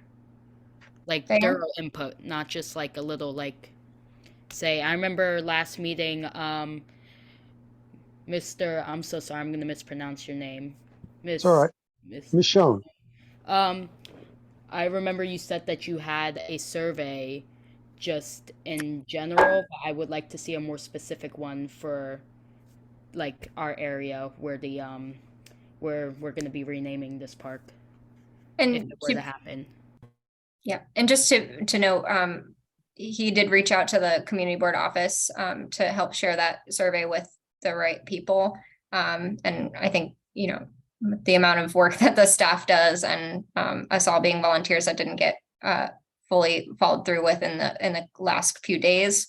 But we can continue to look into that. Diane? It's just that, the community board has a process for street naming, which really should be followed for whether it's a park renaming, so that the people who are most affected by it should also weigh in. Now, whether or not, to do individual surveys without any concrete sick petition, I honestly, for me, and because I've been here long enough to say, sometimes it turns out good, sometimes it doesn't. Just to be clear, in terms of where I want to vote, that's just how I feel about it. And I just think that we should have concrete agreement on the people who are going to be affected by the naming. And I'm so sorry, Michael, that you had to wait so long to hear me say that. But it has been a process that the board has gone over with for several years, and I can't see how we can circumvent that. Michelle? I just want to make it clear that it's not a renaming. I've heard that term quite often. It's not a renaming, it's a naming. It's a part of green that has not been named as yet. Connie? I don't know that there's a procedure in place for naming a park. My understanding is that this may, I don't even think it really exists. I don't even know that we know it's a park. Michael, I'll open it up to you. I'll give you a little clarity on that. The ultimate decision on naming it falls with the Parks Department. They can do it essentially by fiat. And the reason I'm here is because when I approached the Parks Department asking them to give this little, it's like a garden basically, a name, they liked the idea, but they wanted community support. So I'm here to get your endorsement for this idea. And it is in fact Parks Department's purview, because I actually went to a lot of trouble to find out when this thing was created. And I mean, it's literally probably maybe 6 months old, this patch of ground. I went to Parks Department initially because I know Steve Simon, I know William Castro, and they said it's not ours. And then they sent me to DOT. So I went to DOT and They said it's not ours. It's Triborough Bridge and Tunnel Authority. And I went to Triborough Bridge and Tunnel. They said it's not ours. It's parks. This happens all the time. This is not a new story. And that's So- exactly what I was saying. You And- know, but it then- probably falls under parks purview. That doesn't mean it's a park. Or, agreed, but we have found the right department. So let's put it that way. Yeah, it's And their within purview, that- but I don't think it's a park. I don't know what's the definition. That's okay. We're not going to go into terminologies. We'll Yeah, acknowledge exactly. it as a green space for the Right. sake of the conversation. Okay, well, yeah, I think we have two options here. We can A, vote knowing that we probably won't pass with 2 abstentions, or we can B, table this until next month and then ask that, we all pitch in to direct the survey at the right people. But unfortunately, I don't know a good way to harvest this information. Michael's survey doesn't ask where you live. Yeah, in the survey. I mean, I'm literally willing to stand on a street corner with a clipboard and flyers to get this. I just, if we're not going to have a resolution tonight, I'm going to need some serious direction as to what exactly I'm going to come back with, because I'm not sitting through another 4-hour meeting without a And vote. I think, and I think next So, time we won't ask that you be here. I think, you can forward the information that you've received to myself and Khalid on the call that you've communicated with us through email before, and we can relay that as we take a vote at a next meeting. Fine. So what should I bring back to you? Is my question. one And I is don't mean this that to you, actually? I'm Jessica. I mean sorry, that. Which one is this actually on? I'm sorry, Malik. Corner. Can you repeat the location of the park, Michael? It's on Palladino Avenue, which is basically the equivalent of 123rd Street. No, I got you. Latino. And it's where Palladino makes a bend. So Palladino Avenue is kind of like a dog leg. It's at an angle, and where that angle is it's kind of like a triangular shaped or boomerang shaped large green space, a large garden, small green space. So is it like so it's like Palladino and First Avenue on 123rd? It's east of First Avenue. It's closer to the FDR Drive. I would say it's near Wagner. Yeah. It's across from Wagner. Yeah. It's Wagner. It's in that area. Yeah. It's literally in the shadow of the bridge, right near the FDR Drive, along Palladino Avenue. And it's right where the Palladino Avenue makes its bend. And just to Additionally, say, members, sorry, Jessica, I did want to point out in the emails that I've sent to the members, in the attachments, you'll see Mr. Massone's document that he forwarded to us. It shows a map and images of what he's talking about, so you can have a good visual of it. Yeah. For And reference. I just want to note, like, in my personal opinion, this is a barely existing park that has, very low consequences. I think Michael did a lot of really great research, and I think through our process, we provide ways for people to provide their input, and all of the input that I've received via email has been positive in support of this park. We heard about this at our last meeting, and as is our goal, we give it a month so that we have time for that feedback. And then I made an announcement at full board. I asked, every member to, if they have input about this, to personally contact me about this, because I didn't want this to be an issue when we came to this meeting tonight. I personally think we should vote, and I think that. But Jessica, it's near Wagner. Has anyone from Wagner aware of it? I can't say whether nobody goes over to that park. I don't live over there. I mean, the only evidence that I have. I personally think that it doesn't, take an extra step and go and talk to those people over there. Yeah. And I wish Debbie was here because she did that. I'm saying this from Debbie did that, but Debbie's not here, and Debbie doesn't have any paperwork that says so-and-so from Wagner says yes. I've already said how I'm going to vote anyway. So, but I really feel very strongly about this, only because we have had issues where we named streets or named parks and people have come back and said, I didn't know anything about it. That's Okay, just I'm my gonna- history. Michelle, I, your hand's I raised. agree with Diane, so that's all I'll say. Okay, Michelle? I think that this more so the people that when you ask people of a certain age group, they recognize the story. And it would be more of an educational thing to find out more about it.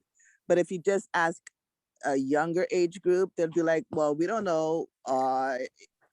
And so when naming a street, I can understand. When naming a park that is a actual park where there's a bench that you could sit down and hang out for a period of time, I could understand. But this is not a park. Yeah. It's a garden. It's a stepping stone, but has some sort of historical significance. It's actually in East Harlem that I thought was just so cool. Michelle, thank you, Michelle. Jewel, and then Natasha, and then we're gonna close. So I just want to say that my decision has not changed, but I just want to point out, I actually read materials that are sent to me. So I have a clear idea as to where it is and all of that. I just want to, and this is just me speaking personally. I also want to say that at the last meeting, if someone says they're going to do something, and I understand what you said, sir, but I coming to this meeting, I'm expecting things from you as well. So if that has not happened, I can. He leaned on the community board, and the community board did not respond. So that's. Well, I'm just going by. He said previously that he what a vacation, whatever you said. You made a statement that you were going to, and you didn't do it. I mean, that's what you said. I'm just repeating what he said, and I'm just saying that that we have our commitments, we have our things we need to do as board members, and presenters have things that if they say they're going to do something. I'd like it to be done, and I'm prepared. I was prepared to vote, and absent some documentation that I think is important, I'm gonna say no. But anyway, just wanted to make that clear for the record. Thank you, Joel. Natasha, and then we're gonna close. I think going back to what Michelle said, because I didn't know about this myth. I'm 18. I didn't know about this until this presentation. Maybe when we're getting the feedback, maybe have a little bit of background, so that way for people who don't know, like maybe this is just my suggestion, so that way people know what they're like giving input on. So yeah. Great idea. Okay, so what we're gonna do is we're gonna table this for next month. We're gonna assist Michael in reaching out to Wagner folks, and any other outreach that you can, if you want to stand on the street corner. I think that's a compelling reason. And then we won't ask that you come back to the next meeting, just formalize your findings in an email to myself and Khalid, and then we will take a vote at the next meeting. Connie? So you're asking him to collect signatures, so you're asking the community board, just to clarify, when you rename a street, you get 100 signatures from people on the block and you're good to go. Even though thousands of people live there, you only need 100. As with a lot of other things, when you're getting a permit, you just go out and you get 100 signatures. What are we asking Michael for? We're asking him for signatures. Debbie went out, did she collect signatures? If she just spoke to people, that's not how it's done. You collect signatures, and if you get 100 signatures with the right zip code, then Right. And I don't think this specific project it's so nuanced that there's no specific process. So I am sorry, Michael, that we're struggling with the deliverables, but it sounds like, I won't say 100 signatures, but I think, I'm not going to get 100 signatures. I'll tell you right now, I'm not going to get 100 signatures, not because people don't necessarily approve of this idea, but the topic is so obscure and frankly so irrelevant to most people. They're not going to sign a piece of paper asking them for what I'm going to ask them for. I can probably get 25. But that's also what the Parks Department was asking you for. I'm sorry? That's what the Parks Department was asking you for. They want community input. The community board Right. is minimal input. It's not the community. Yes, we can do a letter, whatever, but community input means the community. Well, I once again, being sort of new at this, I asked, well, what exactly do you mean, Steve Simon? And he said, talk to the Parks Committee at Community Board 11. So that's why I am here. Right, so If you asked me to excuse me. stand on a street corner for 100 signatures from the neighborhood, that's what I would have done, and I wouldn't be here. Okay, so I'm taking direction from everyone who's willing to give it, and that includes you people. One of the things And that was frankly, the mentioned, reason Michael, I came excuse here me. tonight was not expecting a vote, was to get further direction. All right, so I'm amazed, frankly, that a vote is even being solicited. I came here looking for direction because, yes, I did not get anything from the last meeting, but I also did not get direction. And that's what I was trying to clarify. That we need to Okay. actually tell him, what we What you Well, want, Diane made a and if suggestion. what you want is 100 signatures, I assure you, I will not get it. I was just throwing that number out off That's the top too of my many head. That's people. not what we want. All right, I'm just saying we we're need to losing get order him here. I hear David trying to make a comment without raising his hand too, so I'll go to David. I'm sorry, and I'll just say this. So, I thought Diane made a good suggestion. Speak to the people of Wagner that are vested and live right there, and that's their neighborhood, right? And that's a suggestion. We can't make an exception that any street permit you get 100 signatures, and this is what it is, and we should make an exception for you because you want to name something after, yes, a nice thing, but it ain't real. And I think after naming Cecily Tyson Way 2 weeks ago, of somebody that really stood for something, and not just 100 signatures, but the commitment of people are vested in something. Now, I'm not saying you're not vested in this, but to come here and now say, oh, you want me to get 100 signatures, I'm not going to get them, then you're not getting my vote. Whether it's I'm happy to try to get them, but I can tell you right now, well, having this is the spoken same to commitments people, that I'm people have not made going in to this get 100. community to have statues taken down, which were denied the All right, first few David. times. I hear I'm you. sorry. I hear But, you. So what we're gonna do it's a little is we're gonna- arrogant to come here at this No, point.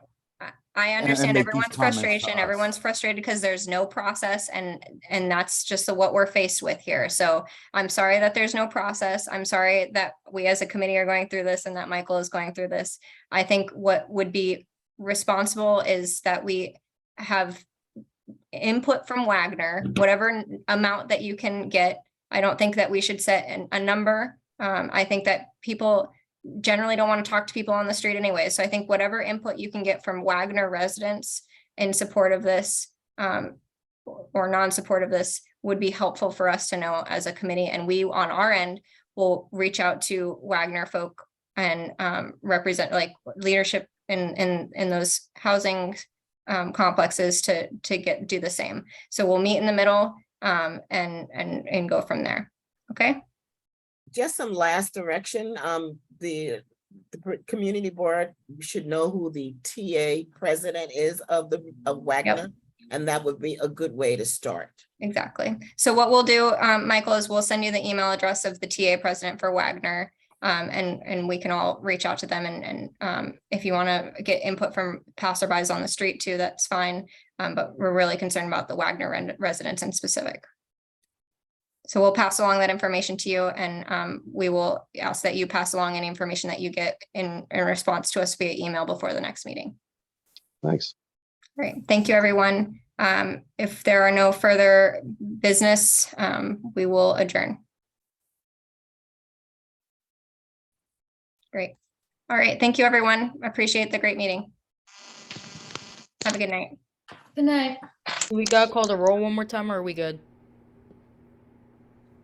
I think we're good. All right. Good night. Night.